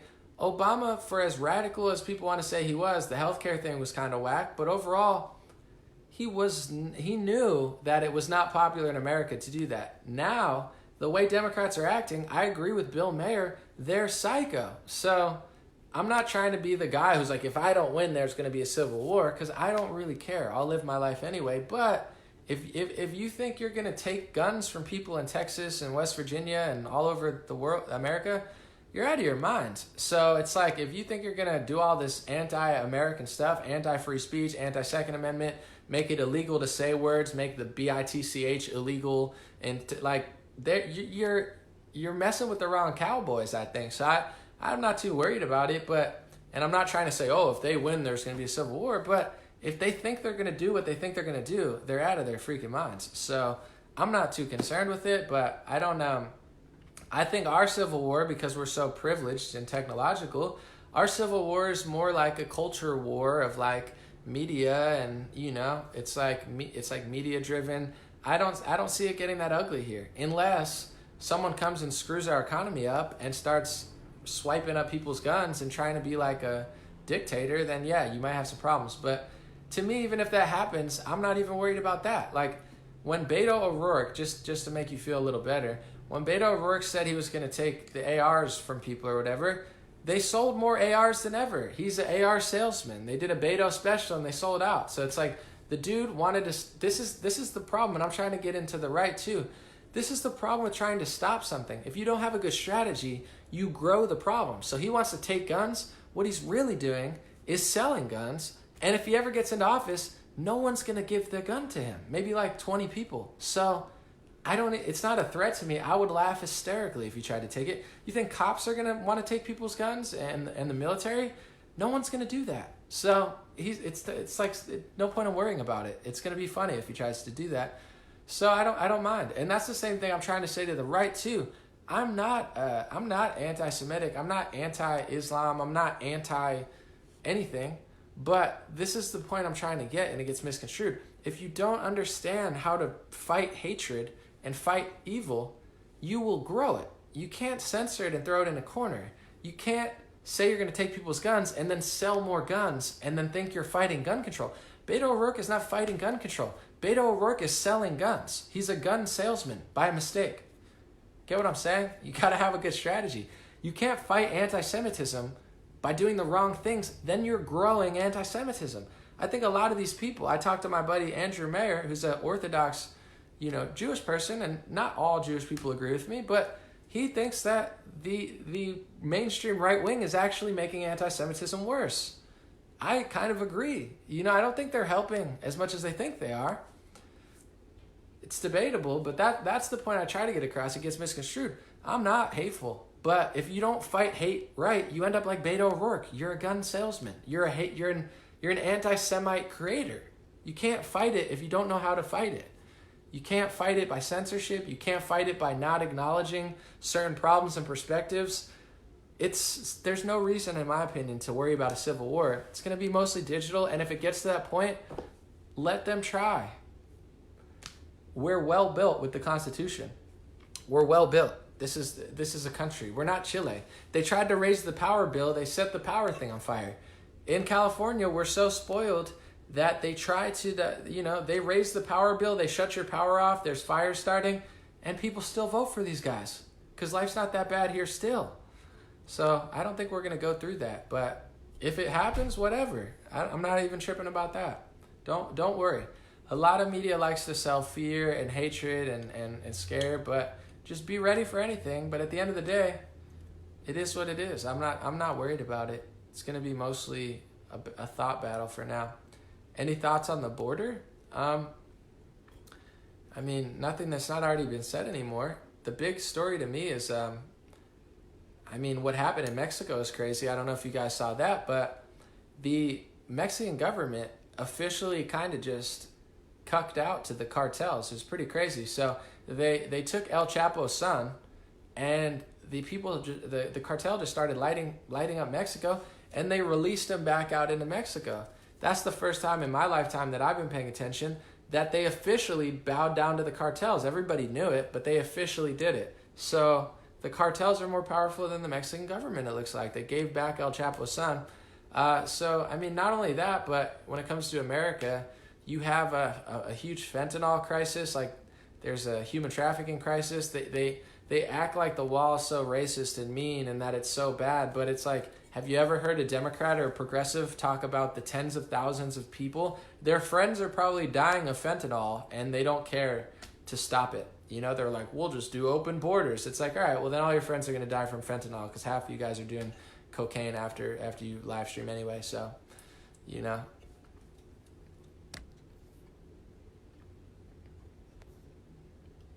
Someone said, I'm getting ready. I'm not worried at all.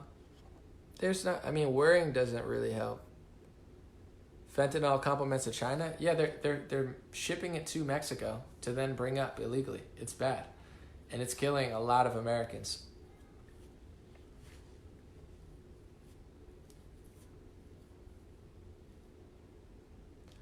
Someone said, hi, I'm from England. What do you think about the intellectual dark web site? What is that? Like, is the intellectual dark web? Is that like Dave Rubin, Jordan Peterson, and like Sam Harris? I'm not a hater, but I'm not a big fan of, like, they're okay. I'll say this. I'm not a big Sam Harris fan. Don't dislike him, but I find him very, very pseudo-intellectual, very, like, fake woke. I'm not trying to call him out or, like, say he's terrible, but I'm not impressed personally. I'd love to have a conversation. But Peterson, when it comes to Peterson, I think there's a really big red flag there. I'm not trying to knock a guy when he's down, but someone told me months ago that in their audiobook of Jordan Peterson's book, I never read it, that he was basically justifying pharmacy pills, and I thought that was very strange. I was like, dude, self-help books should not be telling you to take pharmacy pills. I'm sorry, that's bad. And he ended up in rehab overdosing on, like, Klonopins. It's a little bit strange. And that, it's like, how are you writing a self-help book when you can't even help yourself? He's crying on television. I'm not saying not to cry, but it's like, something's a little fishy there. I've seen a video of him be like, yeah, if you got to take pharmacy pills, just take them. It's like, what? So I'm not a big intellectual dark web fan. They're not aging very well. And I'm not saying that in a mean way, but it's like, they're getting a little weird. I like Dave Rubin, though. I think he does good work. But yeah, I think it's a little overblown. I don't think they're quite as intellectual as they think they are, but they're not bad. I guess they stand up for free speech sometimes. Someone said, why didn't Trump tell Nancy about his mission to take out al-Baghdadi? She's upset. Well, Trump can't tell them because they probably would have protected them or funded them, so Trump had to do it secretly. I'm not even joking. There's pictures of John McCain before he passed away, like flying over to Syria to undermine what Trump was doing. So, you know, he can't tell them, unfortunately, in this situation, because they probably would have stopped him from doing it. So, you know, unfortunately, he's working against a lot of people. Nancy will get over it. She'll just drink a few White Claws and pass out. She'll be fine. See what y'all are talking about. The desert mess I was referring to is when we leave Afghanistan and the surrounding area. We've been there for 29 years. I was there 5 times. I feel like we should be getting out. Well, Ricky, thank you for your service. Yeah, you know better than I do, but I'm sure it's time to leave. The bad part about the media is, I'm going to say this again, they made a 16-year-old boy smiling look like a villain and the leader of ISIS look like a pastry. So they have a lot of power. If you can make a smiling kid look like a demon and the leader of the most nefarious terrorist group look like an angel, they have the power to do anything. So if we leave Afghanistan, you're going to see New York Times, Washington Post, CNN, MSNBC. They're going to be telling all sorts of stories about how bad Afghanistan is all of a sudden. You haven't heard a peep about Afghanistan since the explosion at a wedding like a couple months ago.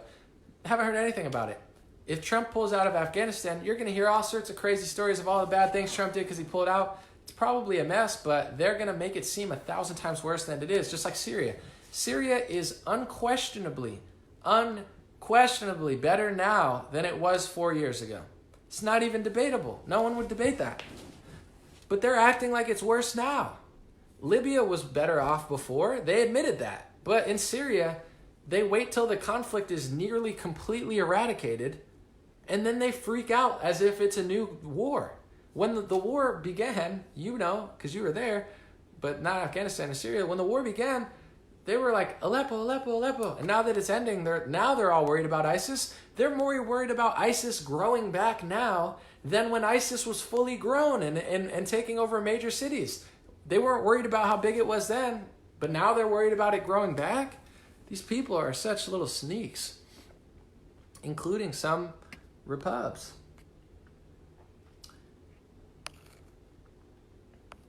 So the military-industrial complex will be highly perturbed. They're furious. But like I played the video, if you guys are just joining now, I played the video earlier of Hillary Clinton admitting that and this wasn't even her doing. And people were like, oh, it's Obama. This has been happening for decades. It's not even just Obama. They funded radical terrorist organizations to fight proxy wars against other countries and then just left them in the Middle East with weapons. This is not my opinion. This is 2016 Los Angeles Times. The CIA is fighting the Pentagon with our weapons, where your dollars are funding 2 sides of the war. It's a sloppy situation. So, you know, it's worth knowing. I just feel like that's what annoys me. Obviously, the military-industrial complex is furious. The news is terrified because their little proxy warriors are running out of room. And even some Republicans are mad, and they're convincing a lot of Republicans that this is somehow helpful to Christians and conservatives. They're like, no, Trump is wrong here. We must keep fighting in Syria. Like you said in Afghanistan, you could disagree with me with the Kurds or these people. I'm not the be-all, end-all. It's a very sloppy situation. But you got to be honest about the sloppiness. If you don't even acknowledge what I just acknowledged, then have you ever heard Crenshaw or Shapiro or any of these people? Have you ever heard them explain that your taxpayer dollars were funding 2 sides of the wars, were funding rebels, fighting Bashar al-Assad, who was fighting ISIS? You could say Bashar al-Assad's a terrible guy, but acknowledge that he doesn't like ISIS. So if he's fighting ISIS and we're fighting him, that's why ISIS grew. I mean, it's very easy to understand. If your friend is trying to fight 2 people and you start beating the crap out of your friend while he's fighting people and then your friend loses the fight, it probably has to do with you blindsiding him in the side of the head while he was fighting. Didn't help. Someone said, ever feel like Syria was a setup? 1,000%. Absolutely. It's absolutely a setup. That had nothing to do with our protection, in my opinion. Maybe they needed to fight Syria.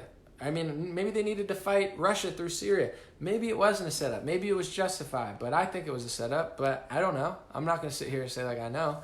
Maybe they needed to do that for American safety, but I highly doubt it. And I think it's a lot of like untapped power. If you have power and like, you know, I don't even need to name people. There's certain people that they could do whatever and it doesn't matter.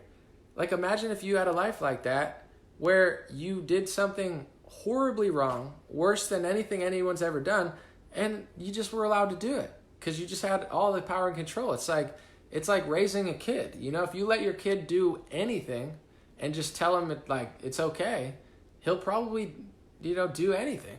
It's like there's a certain level of like structure and discipline that's healthy for people. So there's a lot of agencies and people who just need to be told no. And that's what Trump is doing.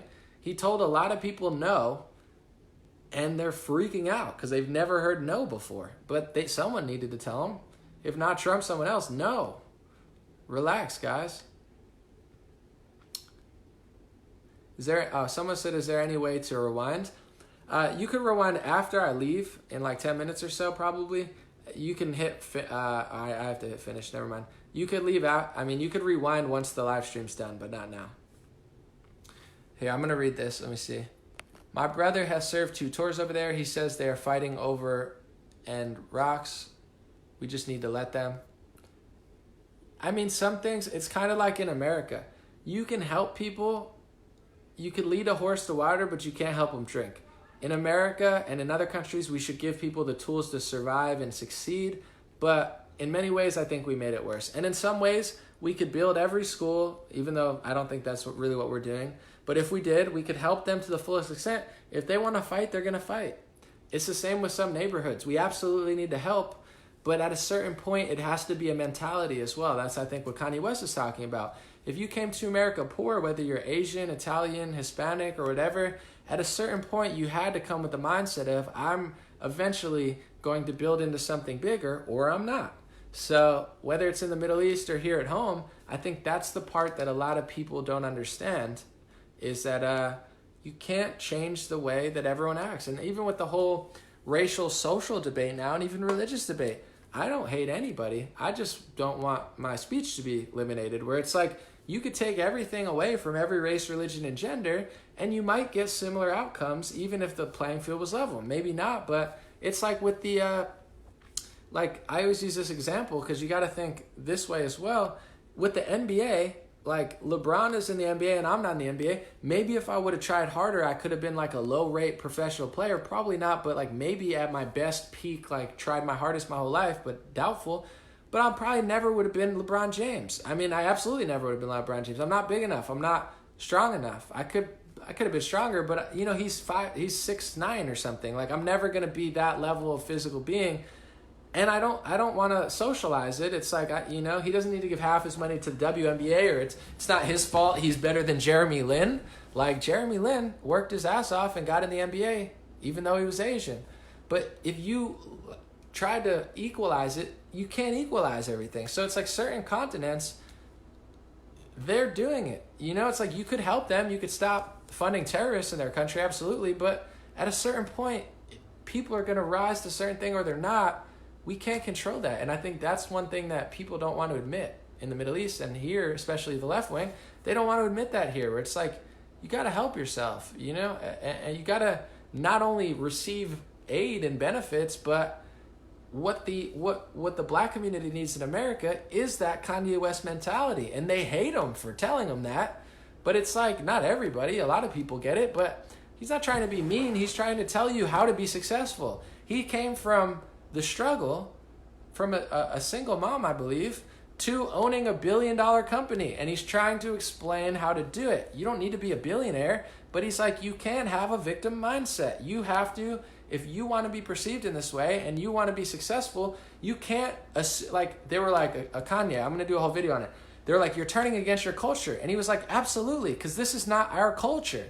This is a fake culture created by other people to tell us to be unsuccessful and to end up in jail. And then all these rappers are acting like they're fighting for prison reform. If you listen to their music, you'll end up in prison. if you actually listen to it like it's a life, manuscript of how to act, you're not going to be successful. So Kanye tries to tell them the truth and they freak out.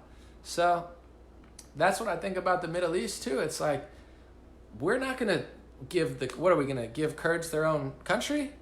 They've been fighting for hundreds of years, thousands of years. They probably like us to the extent when we help them. They probably don't give a crap about us. They want what they want. Syria wants what they want. Israel wants what they want. Palestine wants what they want. Like, Iran wants what they want. I don't know what they want. I don't know what they're going to do. I'm not going to let them hurt America or hurt, innocent people all the time. But at the end of the day, can you force somebody to do something? Probably not. So I agree. It's probably time to get out. Be strong. Don't be weak, but don't act like we're gonna change the perception of how people want to act. I don't know that that's realistic. And that's why I'm not like, any race, any religion in this world, in this country, if you want to be something, you can be it. But, that's the whole culture conversation here too, where it's like, James Comey, for instance, said, if Trump wins again, I'm going to go to New Zealand. These people rail against, white all the time, but how come he didn't say he wanted to go to South Africa or, Sudan or, or India or China or Japan? Like, why they always rail against white things and then they want to go to white countries. It's like, and then you're a supremacist for not agreeing with them. It's like, I'm not even, 100% white European. I'm part Hispanic, but it's like, why do you want to go there? Is it all America's fault? Is it all that? Or was there another element to it? I don't know, but it's worth a debate. And then they say you can't even debate about it. It's like, it's an interesting discussion. Like, what happened first? You know what I'm saying? So that's like, that's what I've kind of learned as I've gotten older. It's like your friend. You could give them all the money and help in the world, but if they want to go do drugs, they're going to do drugs. Like, so that's why the mindset is important. That's why I love what Kanye's doing. It's like he's trying to just shift the whole culture. He's like, our culture is toxic. If Italians came to America and had the culture of rap America, Italians wouldn't have been successful. It's a bad mindset to have. It's horrible. And they've convinced them that that's who they are. And if you're not that, they call you names. It's awful.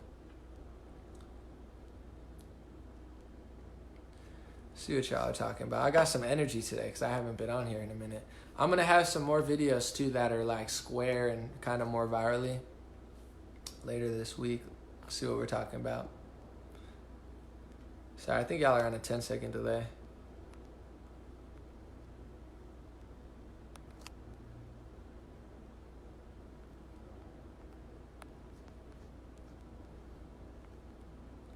Someone said, I'll read a net. 80% of all prisoners are illiterate. There's a game here. If we made sure children had what they need to be successful, we wouldn't have so many in jails and prisons. Yeah, I mean, there's no reason, especially with all our taxpayer dollars, that everyone couldn't be educated. I don't disagree with that. Sorry, I'm trying to read some comment. What do you think about the California fires? I mean, I don't want to say too much. I don't know enough, but I don't think that they're as organic. I don't think they're very organic, and if they are, they're not being managed properly. It's too easy in California. These politicians have a field day with liberals. They're just like, LGBT march, and everyone's like, oh my God, LGBT, and then they're like, all right, they can do whatever. They can raise your taxes, raise your gas taxes, get away with anything, and no one here seems to care. It's hilarious / awful.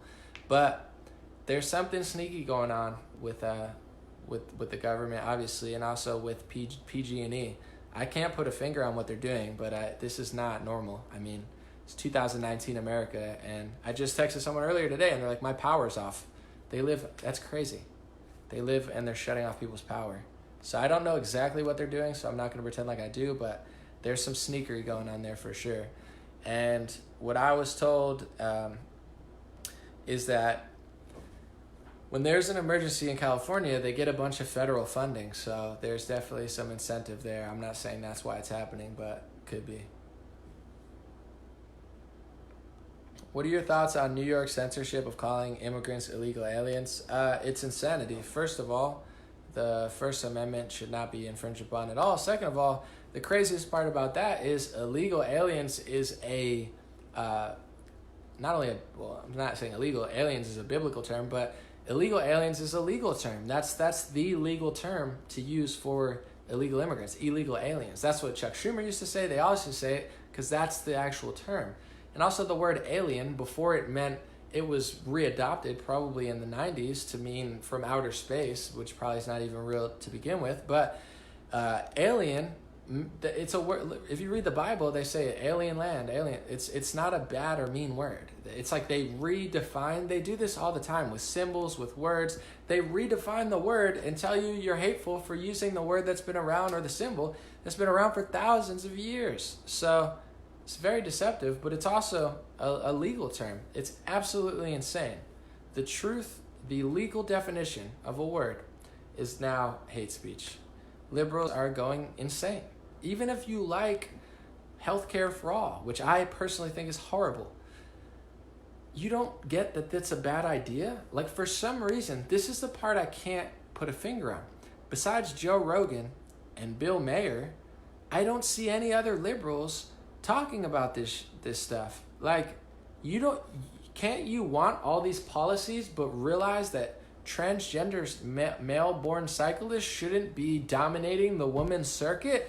What part of healthcare for all and climate change and, progressive policies can you not say that? Like, can't you like those policies and be like, but I'm against transgender man destroying women's competitions and beating the crap out of them in UFC? Or I like that, but I'm against the term. They all play that game. It's so weird. Like, you get what I'm saying? I don't understand, besides Joe Rogan and Bill Mayer, why no one can say this stuff. It's really bizarre. Like, you could have all your policies, you could have all your progressive stuff, but just don't give away the First Amendment and make a legal term illegal. That's what I say to Republicans too. I'm not hateful, but you can't censor out a word. Like, this is going to make people hate illegal immigrants more. Like, illegal immigrants in America, I mean, they definitely work hard, but they get treated pretty good. That's why they come here. They're coming here to get treated better than they do back at home and get more money. So in South Africa, xenophobia is murdering people. That's what the Africans do to outside Africans now. Not all, but they're having a huge xenophobia problem where South Africans are killing other Africans. So here, illegal aliens, on a scale of who gets treated the best by not only the government, but other countries, it's probably one of the best places to be an illegal immigrant. That's why so many people want to come here. So to make the term illegal, like, you're not going to eliminate hate by eliminating that. And that's this same logic. I say it a lot because I really want to get it through people's heads. It's the same logic I'm trying to bring to the right wing. If you love Jewish people on the right wing and you want to protect Jewish people in America, you can't pass anti-Semitism laws and reach, because you're not going to stop people from hating. You're going to create new haters that didn't hate before but said, now that you're taking my free speech, I don't like you. And then they're going to start broadening it and look around and be like, oh, they're doing this, they're doing this, they're doing this. You can't eliminate hate. You can't eliminate criticism of people who aren't even citizens. It's literally insane, and it's going to only hurt illegal immigrants. It's going to make people dislike them more. But it's so ridiculous.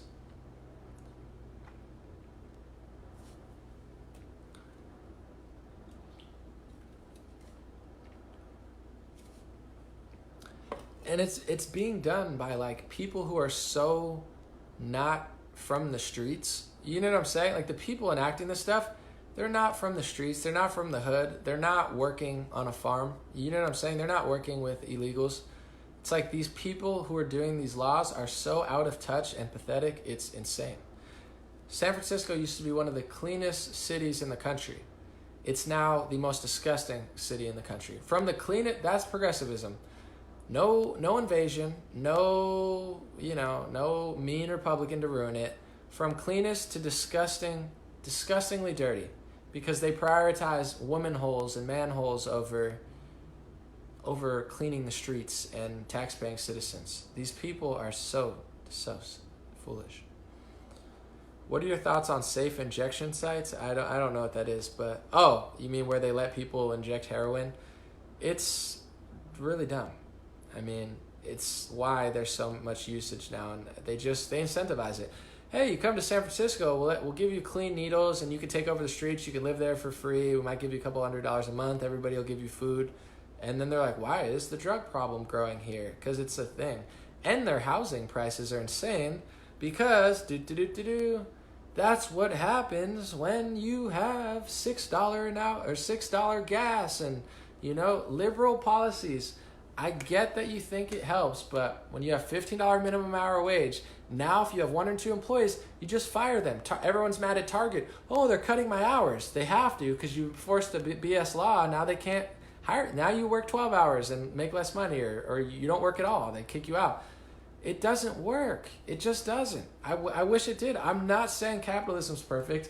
I'm not saying Republicans are great. I just gave you all the reasons that they're lying here, but socialism doesn't work. Communism doesn't work. Liberalism in the current form does not work. It doesn't work. Long term, it's horrible for all the reasons I mentioned. You can't raise the prices, raise the taxes, eliminate businesses, we hate corporations.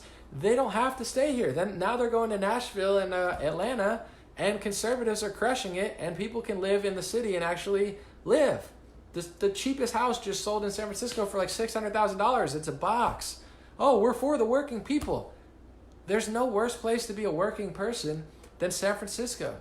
Luckily in California, I'm doing pretty well, so it doesn't affect me that much. Do they steal my money? Absolutely. Is it annoying? For sure.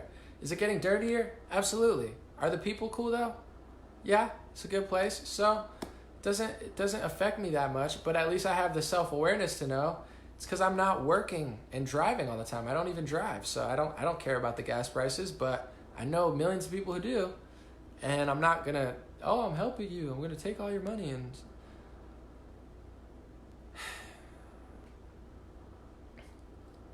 who will be the Democratic nominee? I don't know. We'll see. Someone said we don't want to pay for illegals' benefits. It's pretty fair, I think. If someone's not a citizen, that you don't pay for their taxes. I get it. They give free health care to illegals in California, and they're going to force me to buy insurance that I don't want to buy so I can pay for the health care that they're giving to illegal immigrants. I'm 1 foot out the door. Luckily, I crushed it this year so I can afford it and be a little bit mad. And California's still a beautiful, beautiful place. It's like New York. People are like, just leave. I get it, but New York's one of the coolest cities in the world. LA's a cool city. San Francisco can be cool.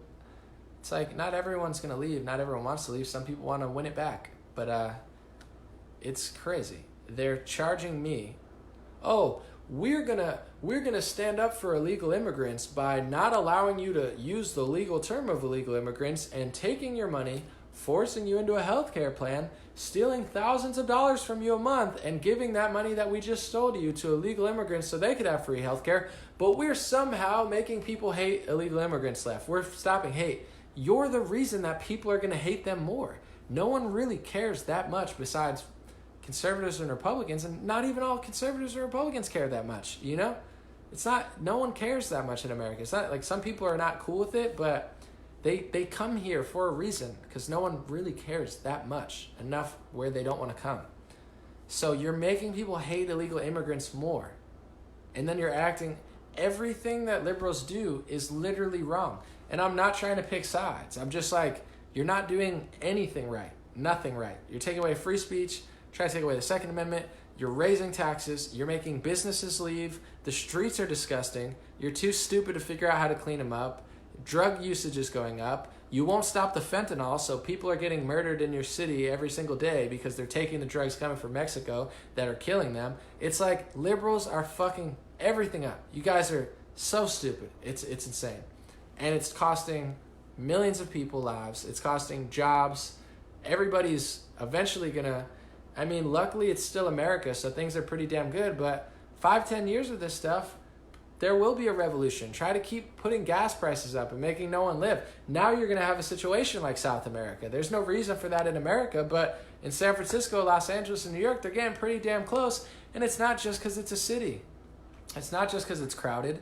It's been crowded for a while. Yeah, it's getting more crowded, but it's the policies. We can have a lot of people and survive if you don't prioritize illegal immigrants over taxpayer citizens. If you want them to stay, that's one thing that people probably won't like. But I personally, you can do that without giving them free health care. It's so nuts. But they'll figure it out on their own. Like, people are like, are you mad? No, I don't care. So then I'll just leave or stay and watch everybody, freak out. And then they'll figure it out. Like, in Chile and France and all these other countries, they'll figure it out one way or another. Canada's the same way. They'll figure it out. It might take a while. You might hurt some people in the process, but things will rebalance. The Soviet Union didn't last forever. Nothing lasts forever. Rome didn't last forever. So I'm not concerned a single bit. If they want to keep going further, I mean, they can keep going. Luckily, where I'm at, there's good people that, keep things afloat. They're lucky that Americans are such good people on a whole scale.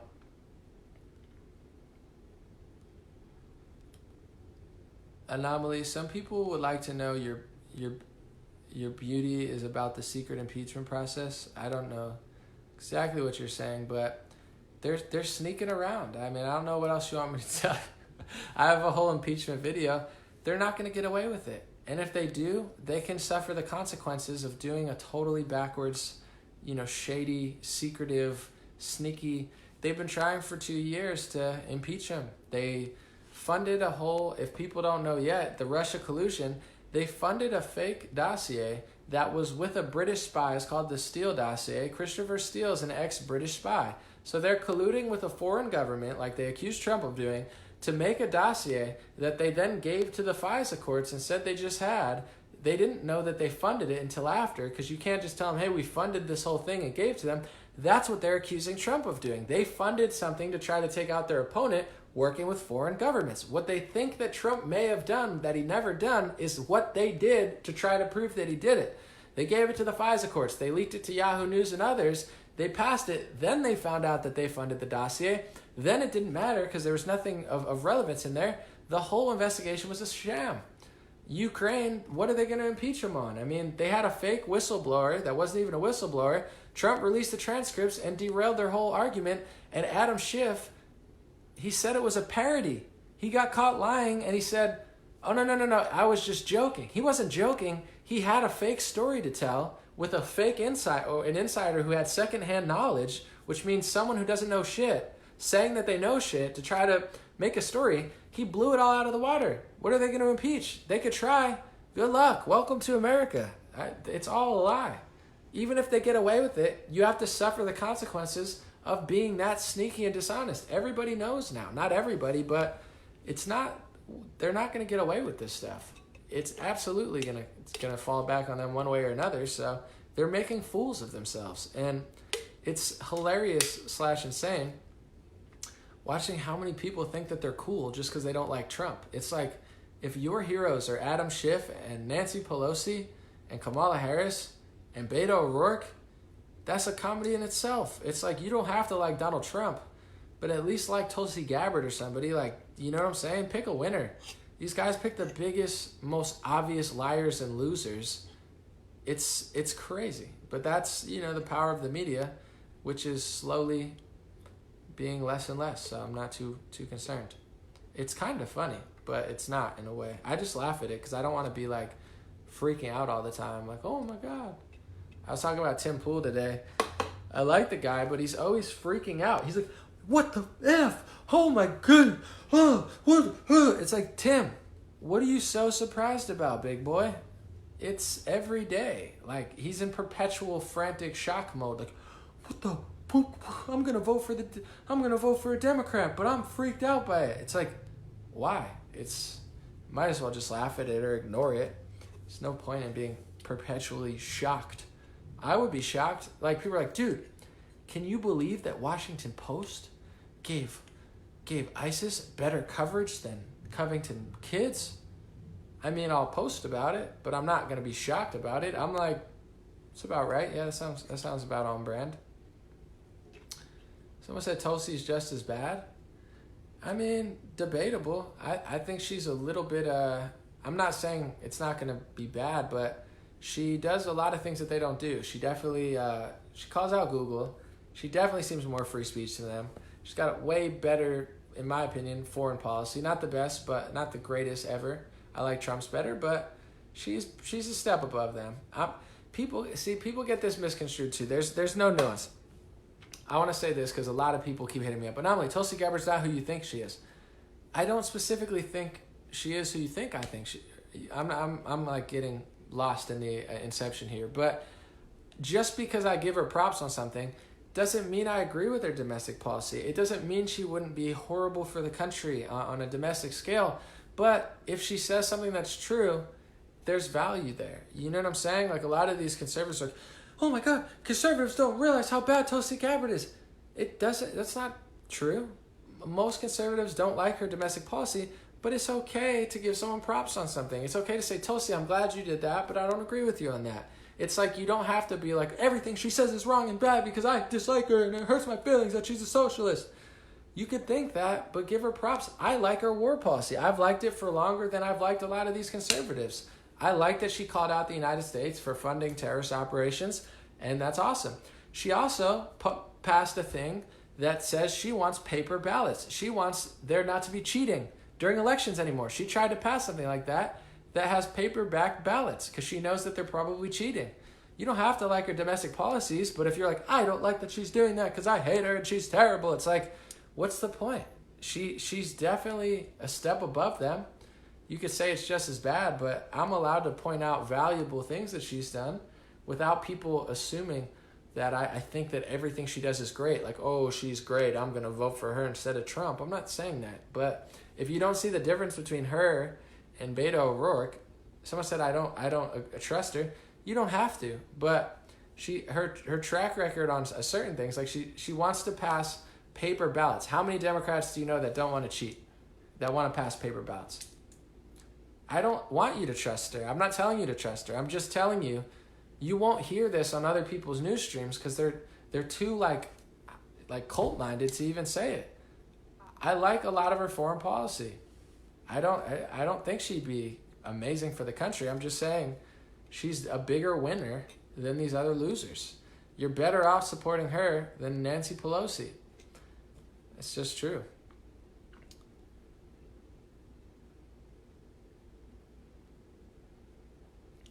Someone said, I think she's being groomed by big money.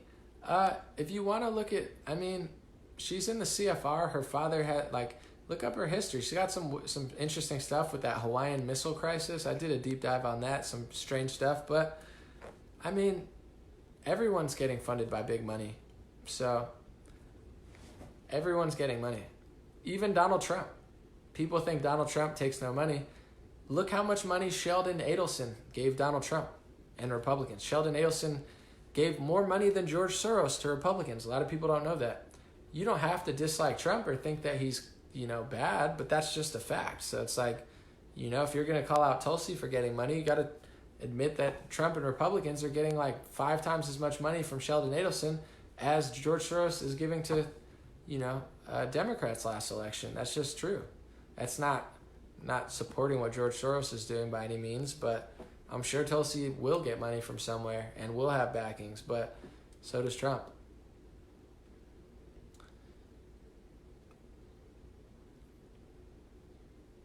Someone said Tulsi's the most sane of all Democrats. That's what I'm saying. You could say that it's more deceptive, but she's just a little better in my opinion.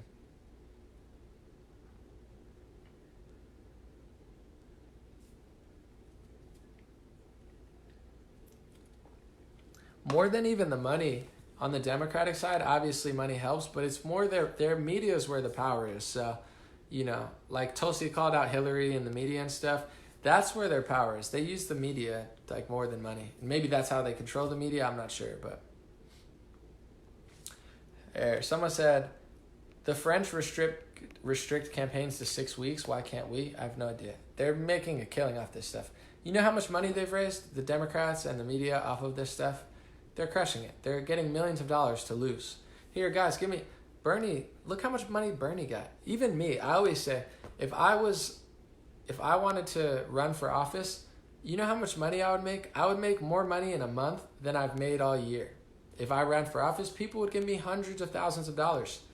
And I would do less. I actually do much more work now, much more valuable work in my opinion. But it's a cash cow. You know, if I was in the Democratic debates or Republican debates or any sort of office, people would give me millions of dollars to lose.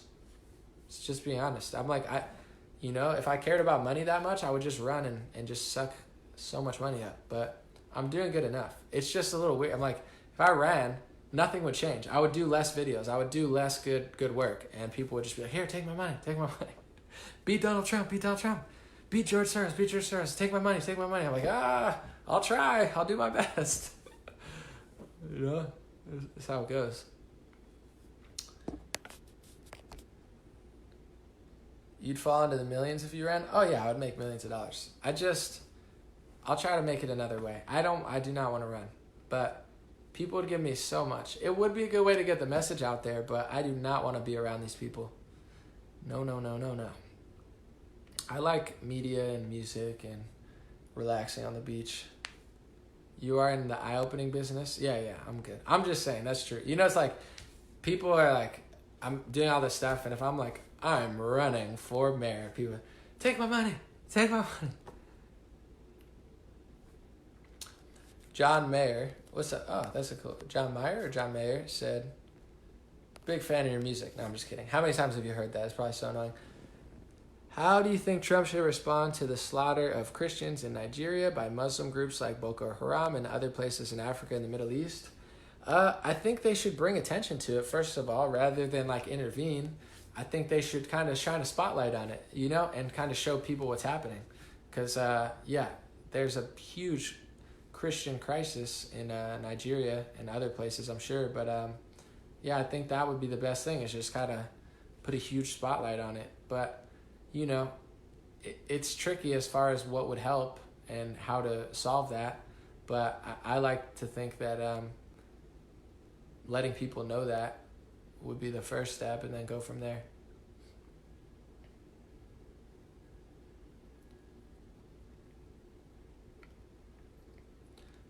Not off topic, but are you still reading the Bible? Yeah, I've been slow on it though. I think I'm going to skip ahead because the first part is so long. I mean, I kind of want to get to like the second part of it. So I think I'm going to start skipping around because I got kind of demoralized. Plus I've been busy / guess that's an excuse. I'm never too busy, but I should read it more. Why did your feed stop? I don't know. Did it? Someone said, what do you think about Trump not telling Nancy? I answered earlier. I mean, Trump can't tell them because they don't want him to do that. I'm not trying to accuse them of everything, but like, McCain flew there to undermine Trump's agenda. I don't want to be like falsely quoted or quoted at a different time, but these news organizations and these media sources who are fighting Trump, there's videos of them admitting that they funded Wahhabist radical Islamists, the U.S. government did, to fight a proxy war in the Middle East. So it's not just that Trump didn't tell them. Trump can't tell them because that's them. They don't want Trump to fight them. They don't want Trump to do what he's doing. So he can't tell, like, Trump, when the deep state is much deeper than just our agencies even. So I don't think they wanted ISIS to go away. I think it's just like a setup, really, but I don't want to say too much. I already said so much. You can rewind after we're done. I'm going to hit finish eventually, and we're marathoning today. I appreciate it. Everyone's staying. We got good engagement, so, you know, it's the least I could do. I've been away. Someone said, love of money is the root of all evil. It's probably a good quote. As I've gotten older, I've realized, you know, when I was broke and didn't understand business, I was like, I don't have to, we'll drop some life gems now, we'll get off politics. I was like, I don't want money. I just wanted to be an artist. I didn't want to do business. But I realized if I didn't do business and I didn't make any money doing music, I had to work somewhere else and I had no time to do it. So money is not, you don't want to lust after money, but you want to be realistic about how the world works, even in politics. You know what I'm saying? you don't have to stop taking money, because in a weird way, it's like the oil. If you leave the oil and say, oh, I'm not going to take the money or the oil, then ISIS is going to take it, or Russia's going to take it, or someone else is going to take it. So someone's going to get it. And that's not to have like this narcissistic thing of like, oh, that's what like some of these people say, someone's going to do it, so I'm going to do the worst thing. It's not to do the worst thing, but you have to be realistic about it, I think. And I realized I treated business like an art. And I was like, all right, now I love business. I mean, it's still annoying, but it's like I look at it like an art form.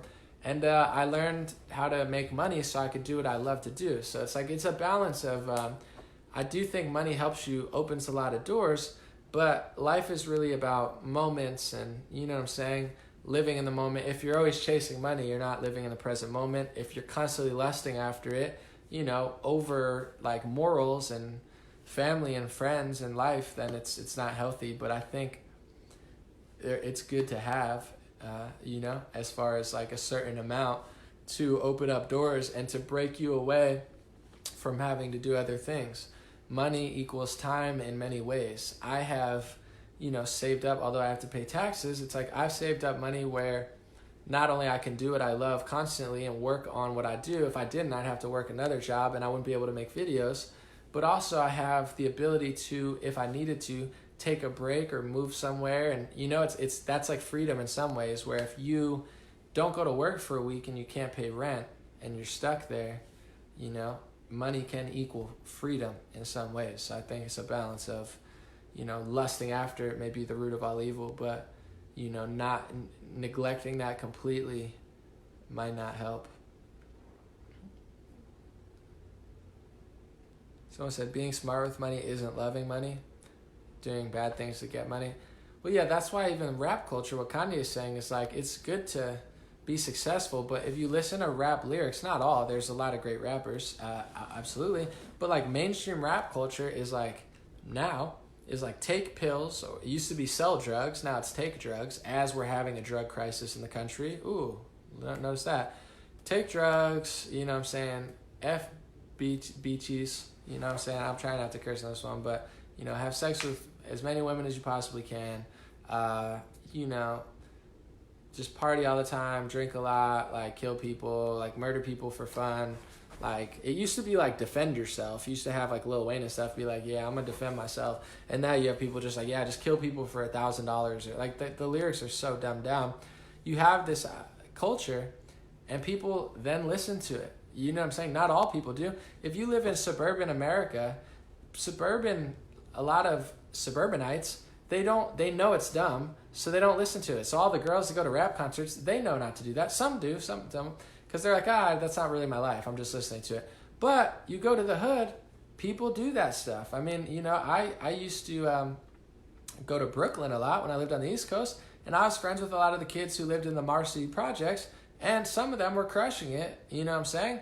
And some of them listened to the rap, you know, and that's more of a lifestyle when you're in certain neighborhoods. You don't just listen to it like sport, you listen to it like a lifestyle. So if you love money, and that's what Ye's trying to tell people, if you lust after money like the rappers tell you, and drugs and women and all this stuff, it's not long term. You know what I'm saying? It's not really the way you want to be. So it's a really bad culture, and it's not just in rap. A lot of that stuff is, but it's also in movies and in music and in, you know, reality TV. I mean, people, they live vicariously through other people, you know, and just like want that so bad. So, you know, I feel that. Someone said, I've read people kill each other over pork chop and toilet paper. We're not reading the same news, but didn't hear that. Maybe you're talking about Chile or something, or somewhere else. My mom said I'm reading that. My mom said she hated the term culture because it made her think of a petri dish. Let me see.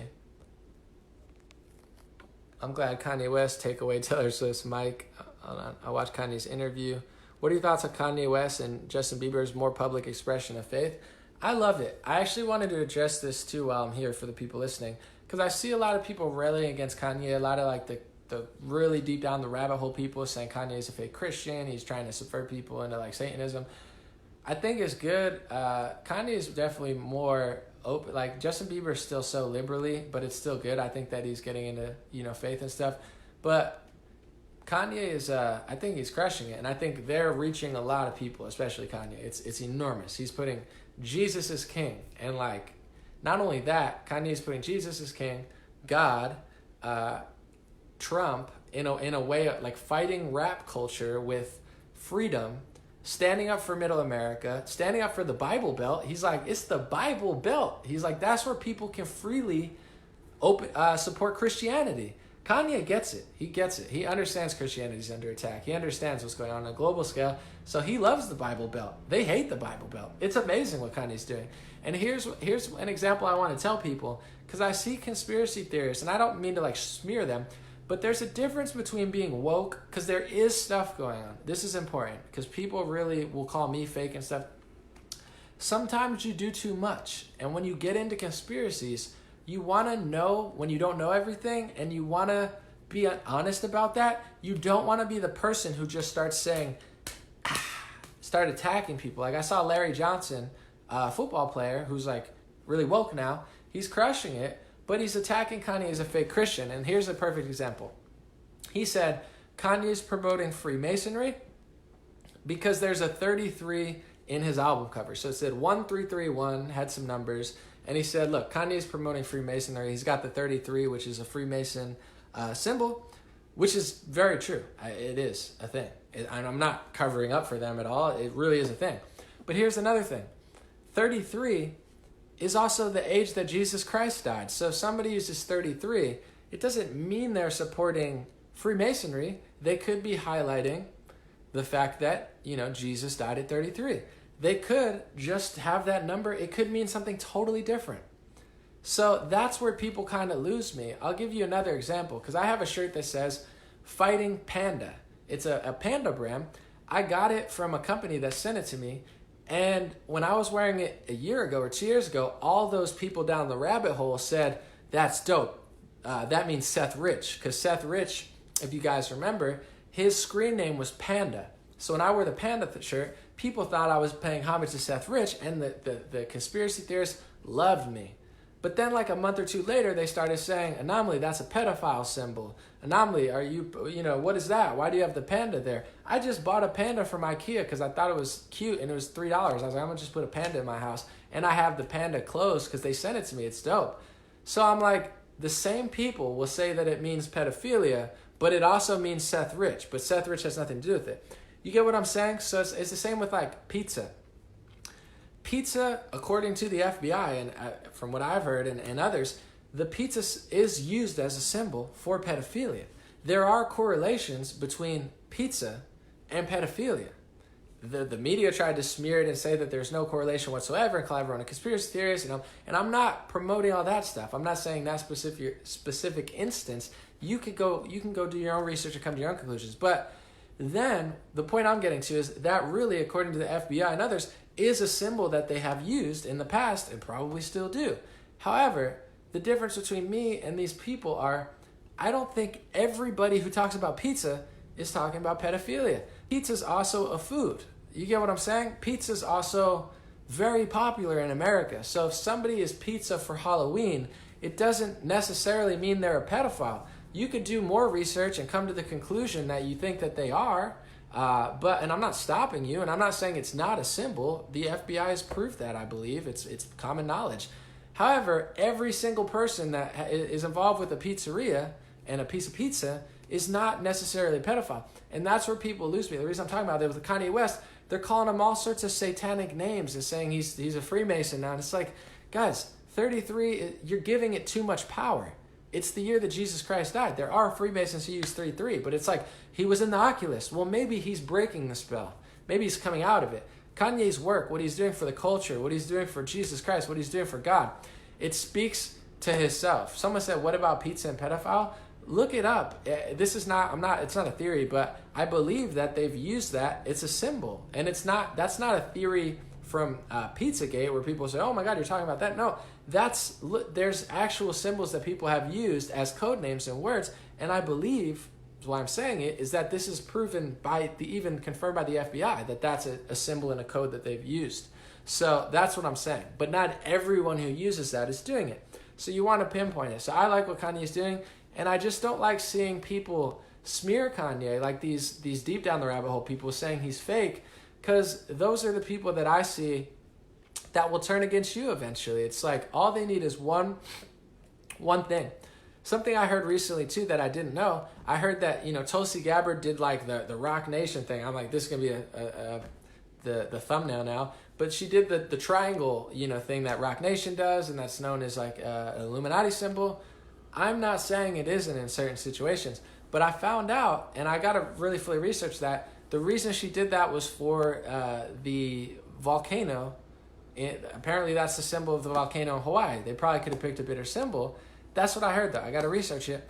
I'm not saying that she's not in something. She's in the CFR. She was the ex-Democratic Party chair. That's all real. You could think whatever you want about Tulsi. I'm not here to change your mind, but it's like, just because you do that, I could make a hand symbol, or like I hold my hand and start, oh my God, he's a Freemason. He's this, he's that. Kanye's a fake. He's a fake Christian. Why would Kanye be a fake Christian supporting the Bible Belt, supporting Jesus Christ, putting that message out there, telling people that porn is addictive, telling people that makeup is not good for children? What incentive would Kanye West have to do to completely blast for Trump, for Christianity, against all the demon stuff in the world, and then he's a sellout because there's a 33 symbol on his, on his record? Or it's like these people, that's the part that really bothers me. They do a lot of good work. They uncover a lot of stuff, but they're ready to turn on you in a second just off of one thing that you said or they heard or one word or one symbol that you did. It's like, it really bothers me because I'm like, Kanye's crushing it. And then he's got these woke people saying he's a fake Christian. He's not perfect. He's not Jesus Christ. But, I mean, his work speaks for itself. And you got to be real careful when you call this stuff out, because that's what I noticed about that crowd. It's like they'll believe anything. I could make something up. I'll be like, dude, I think the rain recently is rain coming from Pluto that's like sent here from George Soros, and the rain is like, purposely to protect you from vaccines. I'm not knocking any of this stuff. I'm just making up something so random and not happening. And people would believe it just because they're like, yeah, I don't believe the mainstream narrative. I believe that. Not all people. I believe some really weird stuff. You know what I'm saying? I there's a lot of stuff I believe that people probably think I'm insane. Like, I'm starting to research space. I think they're lying about most of it. So, I'm not knocking people. I'm just saying, with Kanye, that's the point I wanted to get across, because it's like, if you disagree with those people, they're like, you're in on it. You're a Freemason. You're an agent. You're a liar. You're a fake Christian. You're like, 33 is not exclusively owned by Freemasons. It's the year that Jesus Christ died. It's also a number. So when I look around, I see numbers all the time. Sometimes I do think there's a correlation, and it freaks me out. But other times, 1, 2, 3, 4, 5, 6, 7, 8, 9, 10. You're going to see different variables of them, and it's not always going to be that. You gotta be real careful. Let me see.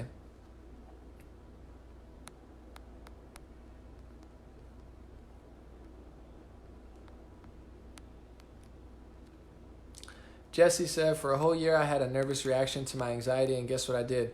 I put my hands in the form of a triangle. Funny, huh? Before I knew the team. Well, Trump does that too with his hands. It's kind of a power stance. He does it like downwards. He does like the downwards triangle. Although one that is interesting to me is like the Prince, the Harry dude. He always puts his hand in his pocket. That's a little weird. But, I'm not saying to not be skeptical. I'm never trying to stop somebody's like investigation.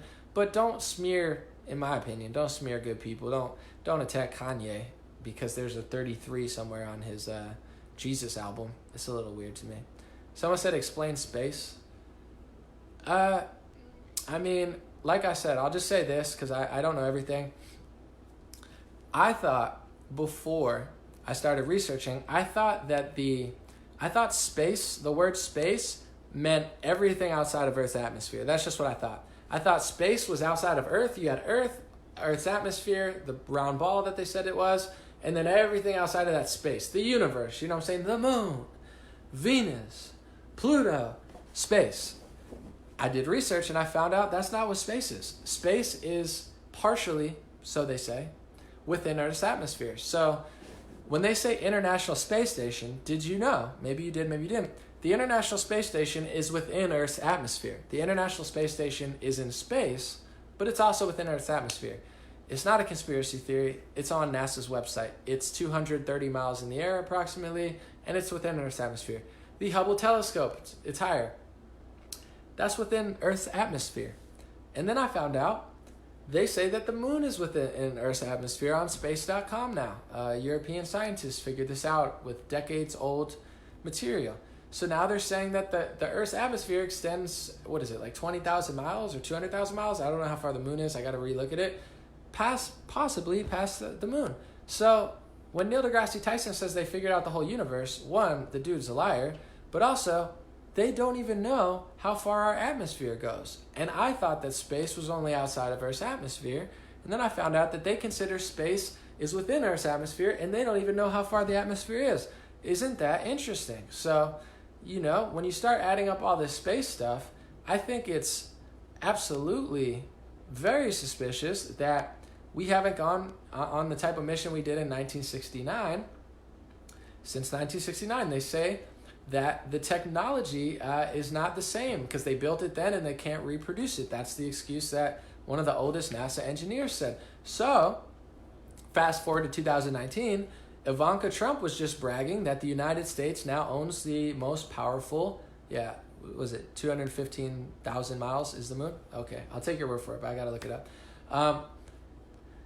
Ivanka Trump is bragging that United States, with Google's help, has the most powerful quantum computer that is 1,000 times as powerful as God knows what exactly how powerful this quantum computer is.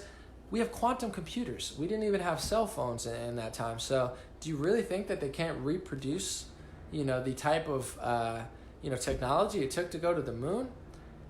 Me personally, I'm no astrophysicist. I don't think we went to the moon.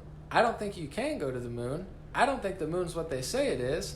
I don't know that space even exists, in my opinion, because everything they said about it has been a lie. So I'm not saying it is true or false, but, with all the stuff they say, I think it's all within Earth's atmosphere. And I don't think this because of some crazy kooky theory that I watched. I did it because I did research on the actual space data that they have, and nothing really adds up. And everything that they do and they operate out of is within the Earth's atmosphere. So why aren't we going? We have quantum computers and we can't go because we can't redo it. What we did in 1969. We don't have the money anymore. We don't have the money, even though they have billions of dollars a year. They don't have the tape because they taped over it or sold it at a garage sale. I'm not joking. That's the official narrative. They taped over it, and then 20 years later they said that they sold it at a garage sale or something, and some guy owns the official space footage.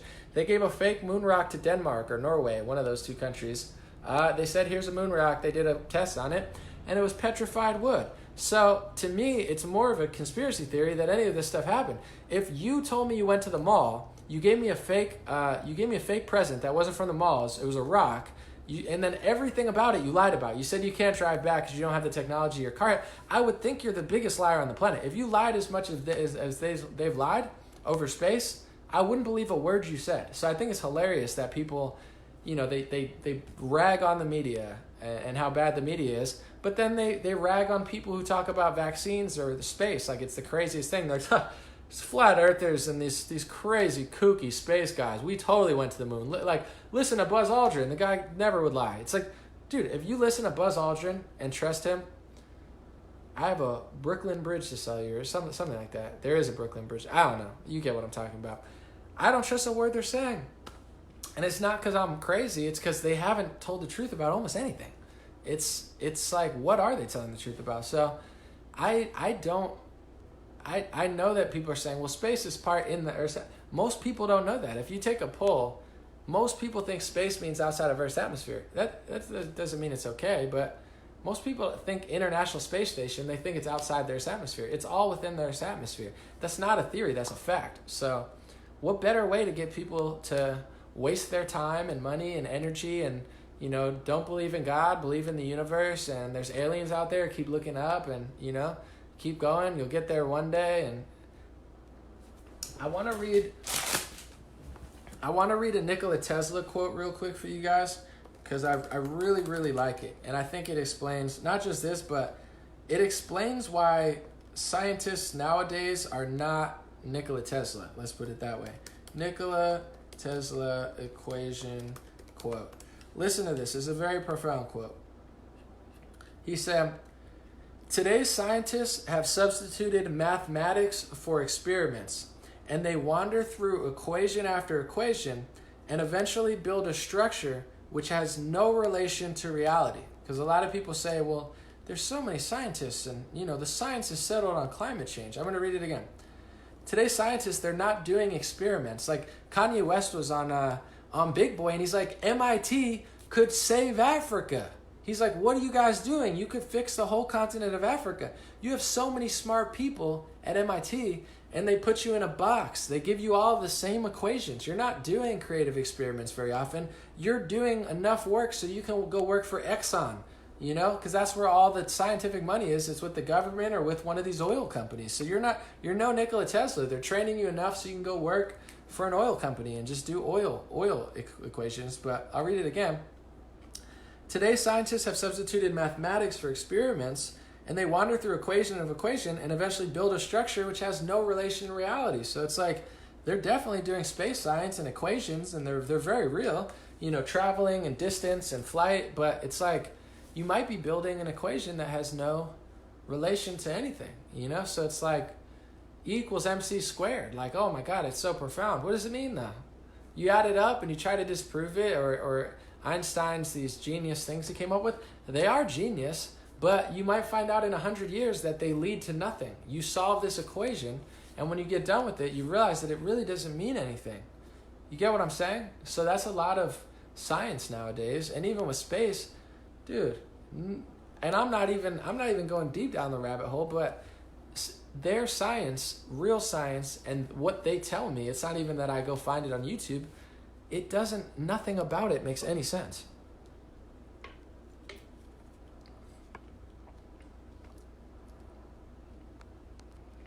All right, I'm going to read Bill. Hold on.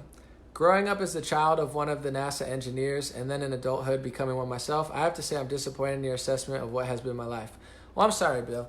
I'm not saying it's everything. I don't know. You know more than I know. You know what you're doing there. I'm just confused. Maybe it makes sense to you. Maybe you could enlighten me. I'm not trying to put a dark cloud over your entire life and say it's awful or terrible. I'm just saying, as an independent experiment person myself, I don't know what else to think of why they would give a fake moon rock to a country or not be able to go. At least you could tell me, I get maybe they don't want to say what's really going on, but they could say, we're not going because we don't want to go. We got better things to do. It's like, they're like, we can't go. So you have a quantum computer, but you can't go to space?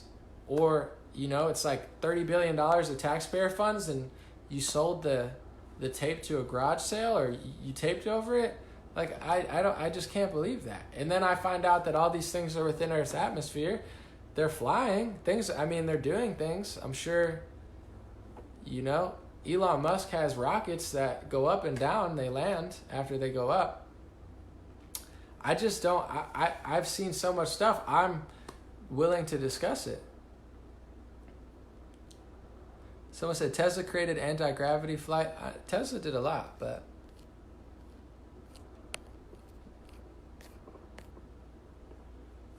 read some. Someone says Space Force, we will get there. There's a way to prove me wrong too. Yeah, it's just like, go there. We got to go back. But I want to read if Bill's got more insight, because I feel horrible now. I didn't mean to like.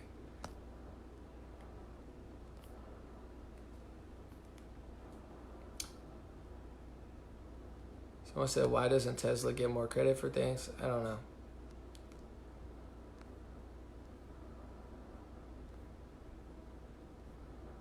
Trying to read comments. They do stuff. Here's another thing I'll say, because Bill, I'm not even trying to be like negative or say that you're not doing anything, but it's like with NASA, they study all these glaciers, and all their scientists are just telling everybody that they know everything about the climate in Antarctica. Meanwhile, it's growing, where it's like, it's not that there's no science being done. It's just that even if it is an equation that's in reality, it's like, you got to know that it's not everything. So they always claim that, like, the lie. They're like, we know it all. It's growing, but it's going to melt soon again. And they only drill when they drill in Antarctica. NASA drills in certain glaciers, and they admit, I could read it right off NASA's website, that they don't measure most of the continent, and they can't measure most of the continent, and the snow is falling, and they can't tell how much is growing and how much is shrinking. That would be fine if NASA didn't use taxpayer dollars to constantly just tell me that the climate's melting everything away, and the polar ice caps are melting when they're not. So it's like, that's kind of the stuff you got to understand where I'm coming from. It's like everything they've done so far has been very political and very let me see. Edison and the government discredited Tesla. This is what Donovan is saying, not me, because he wanted to make free energy. Yeah, it's a possibility. I mean, there's a lot of stuff, and it's like if you work for an oil company, there's nothing wrong with it, but it's like, that's all I'm trying to say. I'm not trying to be mean. It's not that you're like a failure at life and you're not doing anything, but it's like you work within certain equations, you know, like they don't, maybe they do, but I don't know if they pay people to, you know, do the counter argument. Like, I don't think the government's paying a lot of people to prove that climate change is wrong. Like, go out there, when people do that, they fire them or they're kicked out of the university.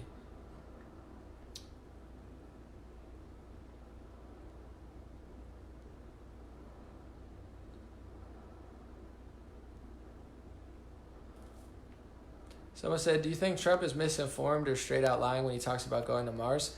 I'm not saying anything. I'm just saying there's provable lies. Like when I say they're lying, I'm not making a grandiose claim. I'm saying it's a public fact that they lied about a moon rock or gave them and said it was a moon rock and it wasn't a moon rock. So I'm talking about lies that are provable.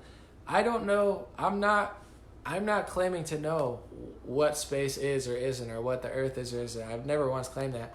I'm just saying what I personally believe. I don't buy any of it, and I have no reason to until they actually tell the truth and prove it without lying. So I don't know. I don't know what the truth is. My guess, and once again, I'm not a scientist or an astrophysicist, my guess is that you can do a space force if you fly things really high and have calculated angles to have weapons and detectors at. I'm sure that's possible. So I think when Trump talks about Space Force, you really can build a Space Force, you know? I think it's possible to fly really high and hover there and shoot things. But when it comes to Mars, I have no idea what Trump thinks or doesn't think. He probably believes it. Maybe it's real. Maybe he really can go to Mars. Maybe they can. I don't know. They could prove me wrong and just go, you know, and like really make it believable, and I would believe it, you know? So it's like, I don't have heavy stake in this game where I'm like, it's all fake and it's terrible. I'm just like, I don't personally believe it.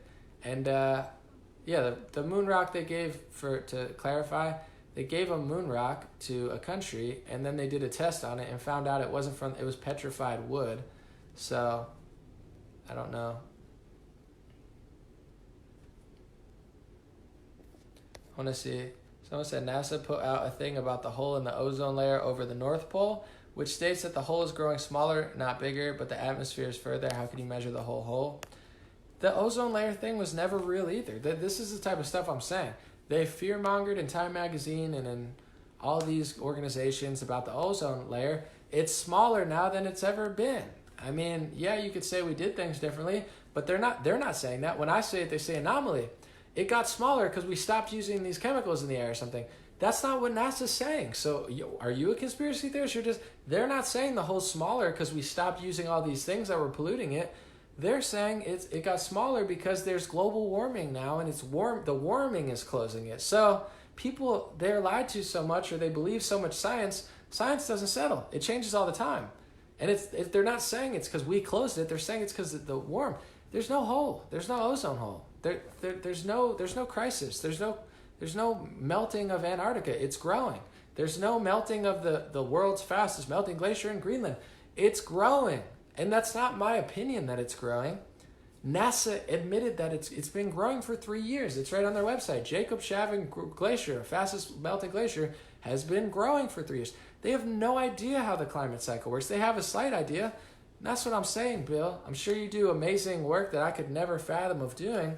But at the end of the day, I could work on a whole equation in my life and find out that whole equation's wrong. Like I could try to debunk Einstein and realize none of it matters. I could realize my whole life is meaningless and worthless. I'm not above it. It's just, this is like the paradox of Earth. It's like, I don't mind, but they constantly try to take my taxes and tell me I'm a horrible person when the crisis that they made up 5 years ago isn't even still a crisis, because it never was a crisis. They just lied about it or exaggerated about it or assumed that they had enough information to tell people about it, or purposely made a mistake. I don't know. And I get that they don't want to tell everyone everything about space. That's why you got people like Joe Rogan having alien people on. There's people, he has Eddie Bravo on who doesn't believe any of it. There's a debate to be had. I'm not the be all end all. I'm just telling you with all the data I've received what I believe. I don't believe any of it, unfortunately. Just because it's like they're doing something. Like Elon Musk can definitely fly. Maybe you could get to Mars. The possibilities are limitless. I'm just like, to me, the big red flag is them saying that they don't have the technology to go. Maybe he misspoke. If we have quantum computers, it should be a piece of cake. It must have been impossible, very hard to do in 1969. We have more power in our cell phone than they had. We have quantum computers that can outperform humans at literally every task. Every single thing that we can do, they can do like 1,000 times faster now. I don't know how. Someone said that the ozone hole will be closed by 2080. It probably there's never even a hole. It probably just is a shift. Like when the sun goes down, you don't freak out and say, oh my God, it's getting colder. And then when it comes up in the morning, you don't freak out and say, oh my God, it's getting hotter. Earth works in cycles. That's how our Earth works. It's hot, then it's cold. Then it's summer, then it's winter. Then it's daylight, then it's sunset. And it's a beautiful change. So when the caps are shifting on the Earth, that's what's happening now. They're moving. It's okay. If that's melting and that's growing, that's okay. If it melts for 200 years, that's fine. If it grows for 200 years, that will be fine. It might get a little cold. It might get a little hot. We'll have to figure it out. You can't change the climate like that. In my knowledge, maybe someone can with some sort of lever or something. But the hysteria about it, there's nothing scientific about it. It's like the ozone hole. Who decided that was a hole? Maybe it's just a gap that's naturally occurring that will disappear when it decides it wants to disappear. Maybe we are causing it. Maybe you're not. But the fact that they say the science is settled and it's a hole and it's destructive and there's nothing we can do about it, the variable as a scientist, if you're a scientist, when you do an experiment, I forget the scientific names, but you have a variable, you have this, a constant, whatever. The sun is either the variable or a constant. I didn't pay attention enough in science class.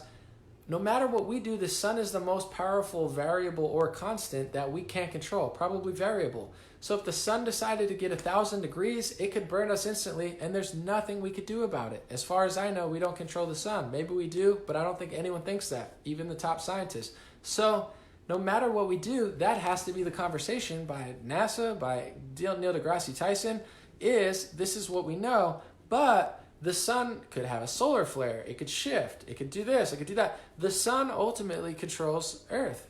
So that's why you had a lot of Native Americans praying to sun gods and stuff, because they understood how important the sun was and how it gave them life or death. So even the top Earth science, you're never going to know what the sun can and can't do. It could change right now and I could be fried instantly and there's nothing you can do about it. We don't know. Luckily, some of us believe in God. Some of us don't. But we believe we're blessed and it's amazing and we're special and this is a special place. And then you have scientists who say, you're not special. There's millions of you all over the place. You control the climate, but you don't control the climate. But we know everything, but we went to space, but we can't go back. But we're doing satellites, but we're in the International Space Station, but it's within Earth's atmosphere, but we're not sure how far the atmosphere goes. I don't know what to believe. I'm not trying to knock it. I just like Tesla's quote because it really makes you, reflective, where it's like, even for me, sometimes you get caught in a cycle where it's like, where does this lead? I'm not above it. I'm not a special person with a life of meaning. Like, things can get very dark, things could get lonely. You can get caught in the wrong cycle in any part of life. So I'm not trying to knock you or your career or what you know. I have no idea. Elon Musk knows much more than me. I'd love to ask him about it. But, you know, Elon does things. Like, regardless of where his rockets go, he builds rockets. That's a fact. He builds rockets that go up and they come down. It's very impressive. Tesla cars are incredible. You know what I'm saying? Tesla cars drive themselves and are just so cool. So, you know, I'm not knocking the guy. I don't believe everything with space, but I still like Elon Musk because he really does stuff. I'm sure at NASA, you guys, I'm sure you do a lot. I don't agree with people who say you guys do nothing. I'm not saying you're doing nothing and it's meaningless. I'm just saying I don't think they're doing as much as they say they do, which would be fine. I'm just curious and skeptical. And, you know, that's just how I feel. I know there's something, they're definitely paying people to measure stuff and do science, but then it's like this egotistical thing where they turn around and say, oh, we measured this part of Antarctica. We know for a fact that it's melting completely, but then their own map says it's not melting completely. So it's like, it's almost like they hire people to go in and say, you have to come to this conclusion. If you don't, you can't work here. Or that's the equation to put in, and every time you do it, you're going to get this 98% of the time. But my equation says 100% of the time the sun dominates all this stuff. So if we do control the climate and we do control the planet and we do control the stuff, then we're very meaningful. We can't control everything but be meaningless specks of ticks on a universal scale. You know, it's like there's no consistency in science. Someone said flat earthers say Musk's rockets are CGI. Here's the thing. Elon Musk, his rockets are not CGI. He can launch a rocket and land it. You could probably watch it. But I don't think it goes past the Earth's atmosphere. Actually, no, it doesn't go past the Earth's atmosphere now, because the Earth's atmosphere might go past the moon. So it doesn't go out of Earth. That's almost a fact now, you know? They said the Earth's atmosphere in space.com possibly goes past the moon. So it's not a flat Earth conspiracy that Elon Musk rockets stay within Earth's atmosphere. It's pretty much a fact that his rockets they go up, but then they come back down. My thing is, when he did that whole space thing, like, that didn't look real to me, where he launched like a Tesla into space. That didn't look very real to me. You know, that looked fake to me, but we'll never know.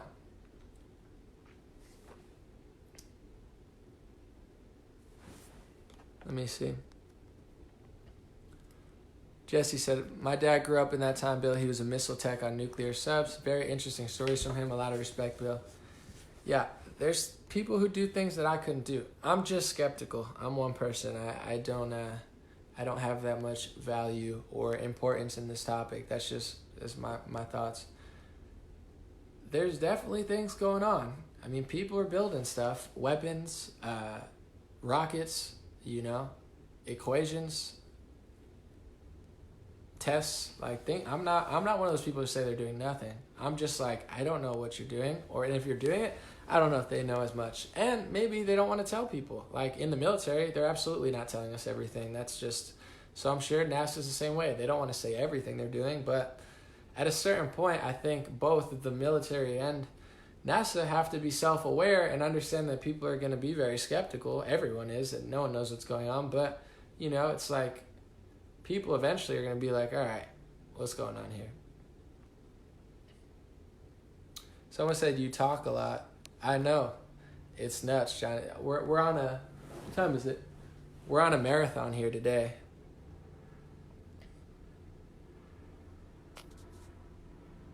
Someone said, who is even here first, God or science?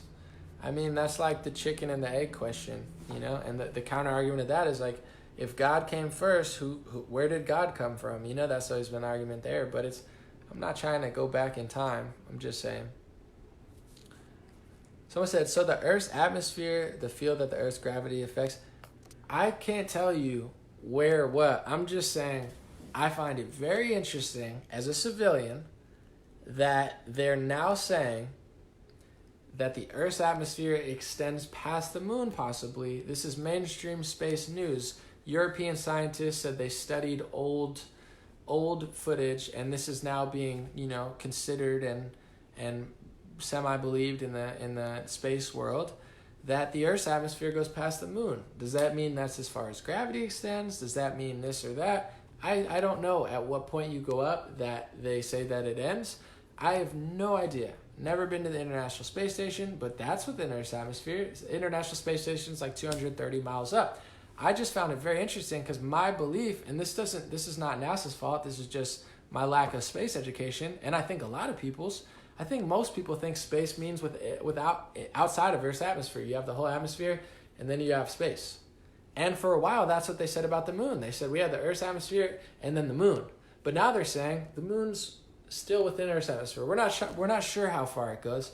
So all I would ask for is that they don't assume that they know everything. Because if your official narrative goes from the atmosphere's like this within 400 or 500 miles, and then you say, oh, actually it might be 250,000 miles. Like, it's a big difference. You know, same with the ozone layer.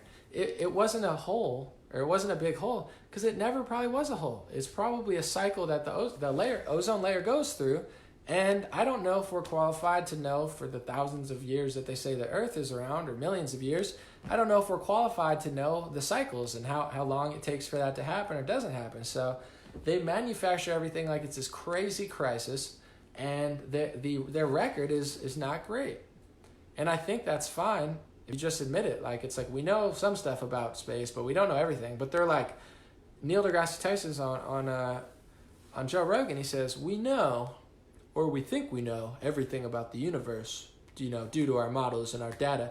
You think you know everything about the universe, but you haven't even discovered most of the ocean, the atmosphere. We're not even sure how far that goes, but you tell on Joe Rogan that you think you know all of the universe, and then these are the people that are telling me I'm a conspiracy theorist, or I'm mean, or I'm a skeptic. How could I not be? I mean, I don't know how in the world I'm supposed to believe this. Like, I'm just curious, and I think that's fine. Just don't smear me as like a theorist or a crazy kook for questioning what needs to be questioned, because it never settles. I mean, they're going to find out in 10 years everything we knew about space. Something's going to flip our information on its head, and it's going to make a whole new equation available that we never even had anymore. It's going to be exciting, you know? I just don't like the negativity that comes our way when it's like, if you question this stuff, people get mad. Or, you know, like my man Bill, I'm not saying you're not doing anything. I'm sure you're doing in some elements more than I could ever do.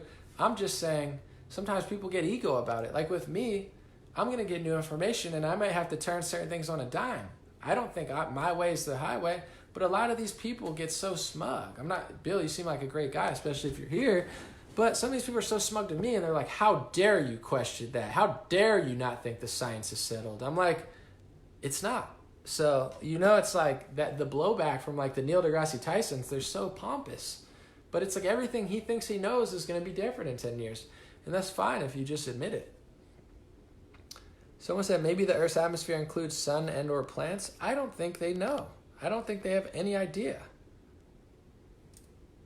Which is fine, or they know and they just want to push politics and a crisis over the truth. It's either they don't know, or they know and they don't want to say, or they're so egotistical that they think they know everything. Someone say, yes, the moon has a thin amount of atmosphere and a gravitational pull. Maybe. Someone said Operation Fishbowl was their next project. Someone said they shot H-bombs at the sky. Someone said, so true. My dad said, question everything. If someone tells you 1 + 1 = 2, tell them, show me. There's so many theories. I'm not a big theorist. Like, I'm not like some people are like, there's secret bases in Antarctica. I think there's something going on in Antarctica for sure. But like, some people are so sure of themselves. Even in the conspiracy world, they say NASA's doing zero, you know, and they're doing this, or they're doing exactly this. I don't know. I'm not going to claim anything I don't know. So it's like some people are so sure of themselves, where it's like some people think the Earth is a dome, and some people think there's a secret space base, you know? And both those people are so sure of themselves. If you talk to people who believe that the Earth's a dome, there's no doubt in their mind. And then if you talk to people who think there's a secret space base, there's no doubt in their mind. So how could there can't be a secret space base and we never went to the moon at the same time? Somebody's wrong. Which is okay, but it's like you have millions of people who are just 100% sure about something that they're not 100% sure about. I at least tell you the truth. I'm I'm not mad at anyone. I'm just like very skeptical and curious. And I don't even care either way. It doesn't really bother me on a day-to-day. The science has never settled, for sure. Especially about the earth, even the human brain, like life. Like, I mean, if the science is settled with health and like all this stuff, and, you know, we should have higher standards of certain things that we don't. So it's like, if that science is settled and we're living like this, then somebody's not treating us properly, you know? So it's like everything they say, even if it's true, it's like the science is settled, but we were wrong about the food pyramid. There's no way they thought. I mean, I have health books from Patricia Bragg from the 1900s, early 1900s, and they tell you how not great sugar and bread is. Like, basically, their diet was the diet that people use today, whether it's keto or vegan or, you know, there's meat ones, there's non-meat ones. They know it's not great for the human body in excess amount. Dairy, you know, too many grains, sugar, obviously cereal's terrible. But they told us in the late 1990s, the U.S. Agriculture Department told us to eat 6 to 11 servings of bread or grain or rice or cereal. Cereal is one of the top ones. Did they want to sell cereal or did they want to feed people? I don't, you know, is Wonder Bread healthy? Of course not. Is like fully grained bread or like real bread that's actual bread probably better for you? But they didn't tell us that. So it's like, I can't help but, it's like, if the science is settled, then you're not telling us. Or you are telling us, or you were wrong. Either you're wrong, or you know the truth and you lied. Or you made a mistake. Either way, you're not going to tell me that the science is settled, and I can't question it. This was 20 years ago. And I have books from 100 years ago that tell the exact opposite. And they knew that in 1930s. Someone said, I love cereal. That's good. It's just, I'm just saying it's a lot of sugar. I drink sugar too. I'm not even on a diet. I'm not on like a keto diet or anything, but you should not eat cereal 11 times a day, 6 or 11. That's what the government agriculture department said. Cereal and bread 11 times a day, 6 to 11 servings. I don't know about that. And cereal's not even really grains. It's mostly sugar. Someone said almost all people have a gluten intolerance, wheat, barley, rye, oats. It's the same thing with people keep telling me, I'm lactose intolerant. I'm like, they're like, I think I'm lactose intolerant. I'm like, everybody's lactose intolerant. I love cheese. I still eat cheese. I still sometimes put cream in my coffee. But I cut down. I don't buy it for my house. And I don't put it in everything. I don't eat as much pasta and stuff like that. I feel way better. My throat, I haven't been sick in like since I started doing it. Maybe it's a coincidence, probably not. But, you know, like certain things, everybody is intolerant. It's okay, but it's like you can eat dairy or bread in moderation. You know what I'm saying? It's like ice cream. You wouldn't eat ice cream 3 times a day. You probably shouldn't eat bread or dairy 3 times a day. If you do, it's not a big deal. You could eat ice cream 3 times a day, but you shouldn't do it every day for a year. That's what they told us to do. So it's like they're giving us foods that people are intolerant to. I'm not like holier than thou. I'm not even on a diet. I eat everything. I eat bread. I eat cow's milk. You know, I try to stay away from it. But just knowing that knowledge of like, don't have it 30 times a week, have it 10 times a week. You know what I'm saying? Don't have it 3 times a day, have it once a day or twice a day or 3 times in one day, but try to stay away from it if you can. That type of knowledge is really helpful, but they just kind of like lied about that. So, or suppressed it. Yeah, I'm sure gluten's not good. I'm sure the hipsters are onto something. Or the health experts rather. I like the word hipster though, it's funny. All right, I'm going to roll out because my phone's almost dead. Someone said sugar is the #1 fuel for cancer. Yeah, between sugar, like that's all I'm saying. I'm not like a holier than thou type of person, but they're feeding us with things that are going to make us sick. Here's what I thought about the other day too. I'm like, either I should plug my phone in or we got to leave soon. They act like they're so great with vaccines. They're like, we got rid of polio. We've eliminated polio. How many other diseases have popped up since polio? I mean, cancer and Alzheimer's. How many people has that killed? How many lives has that ruined? So it's like you got rid of polio, and then 50,000 more disease came through, and you're like, oh, but polio's gone. That's great. Polio is probably horrible, but now we have all these other diseases. Where are they coming from? Maybe our diets, maybe our medicine diet. I don't know. It's only in the commercials. How dare you question vaccines? It's illegal now on Facebook. They'll shut you down. I'm not anti-vax, but when I watch a medicine commercial, They don't call me anti-medicine when they tell me all the side effects. The side effects are bloody nose, this, that, your leg might hurt, suicide, depression, death. They tell you that in the commercial because they legally have to. So almost every medicine does that, but vaccine medicine, it doesn't do that. It's flawless and there's no risk at all. I doubt it, but I'll pretend like it is so Mark Zuckerberg doesn't kick me off Facebook. So it's like, I'm not anti-vax or anti-medicine. It's a fact that there's side effects to medicine, and they have to put that in commercials or else people can sue. And people can sue vaccines, and many have, and many people have won. There's billions of dollars of lawsuits in vaccines. It's a fact.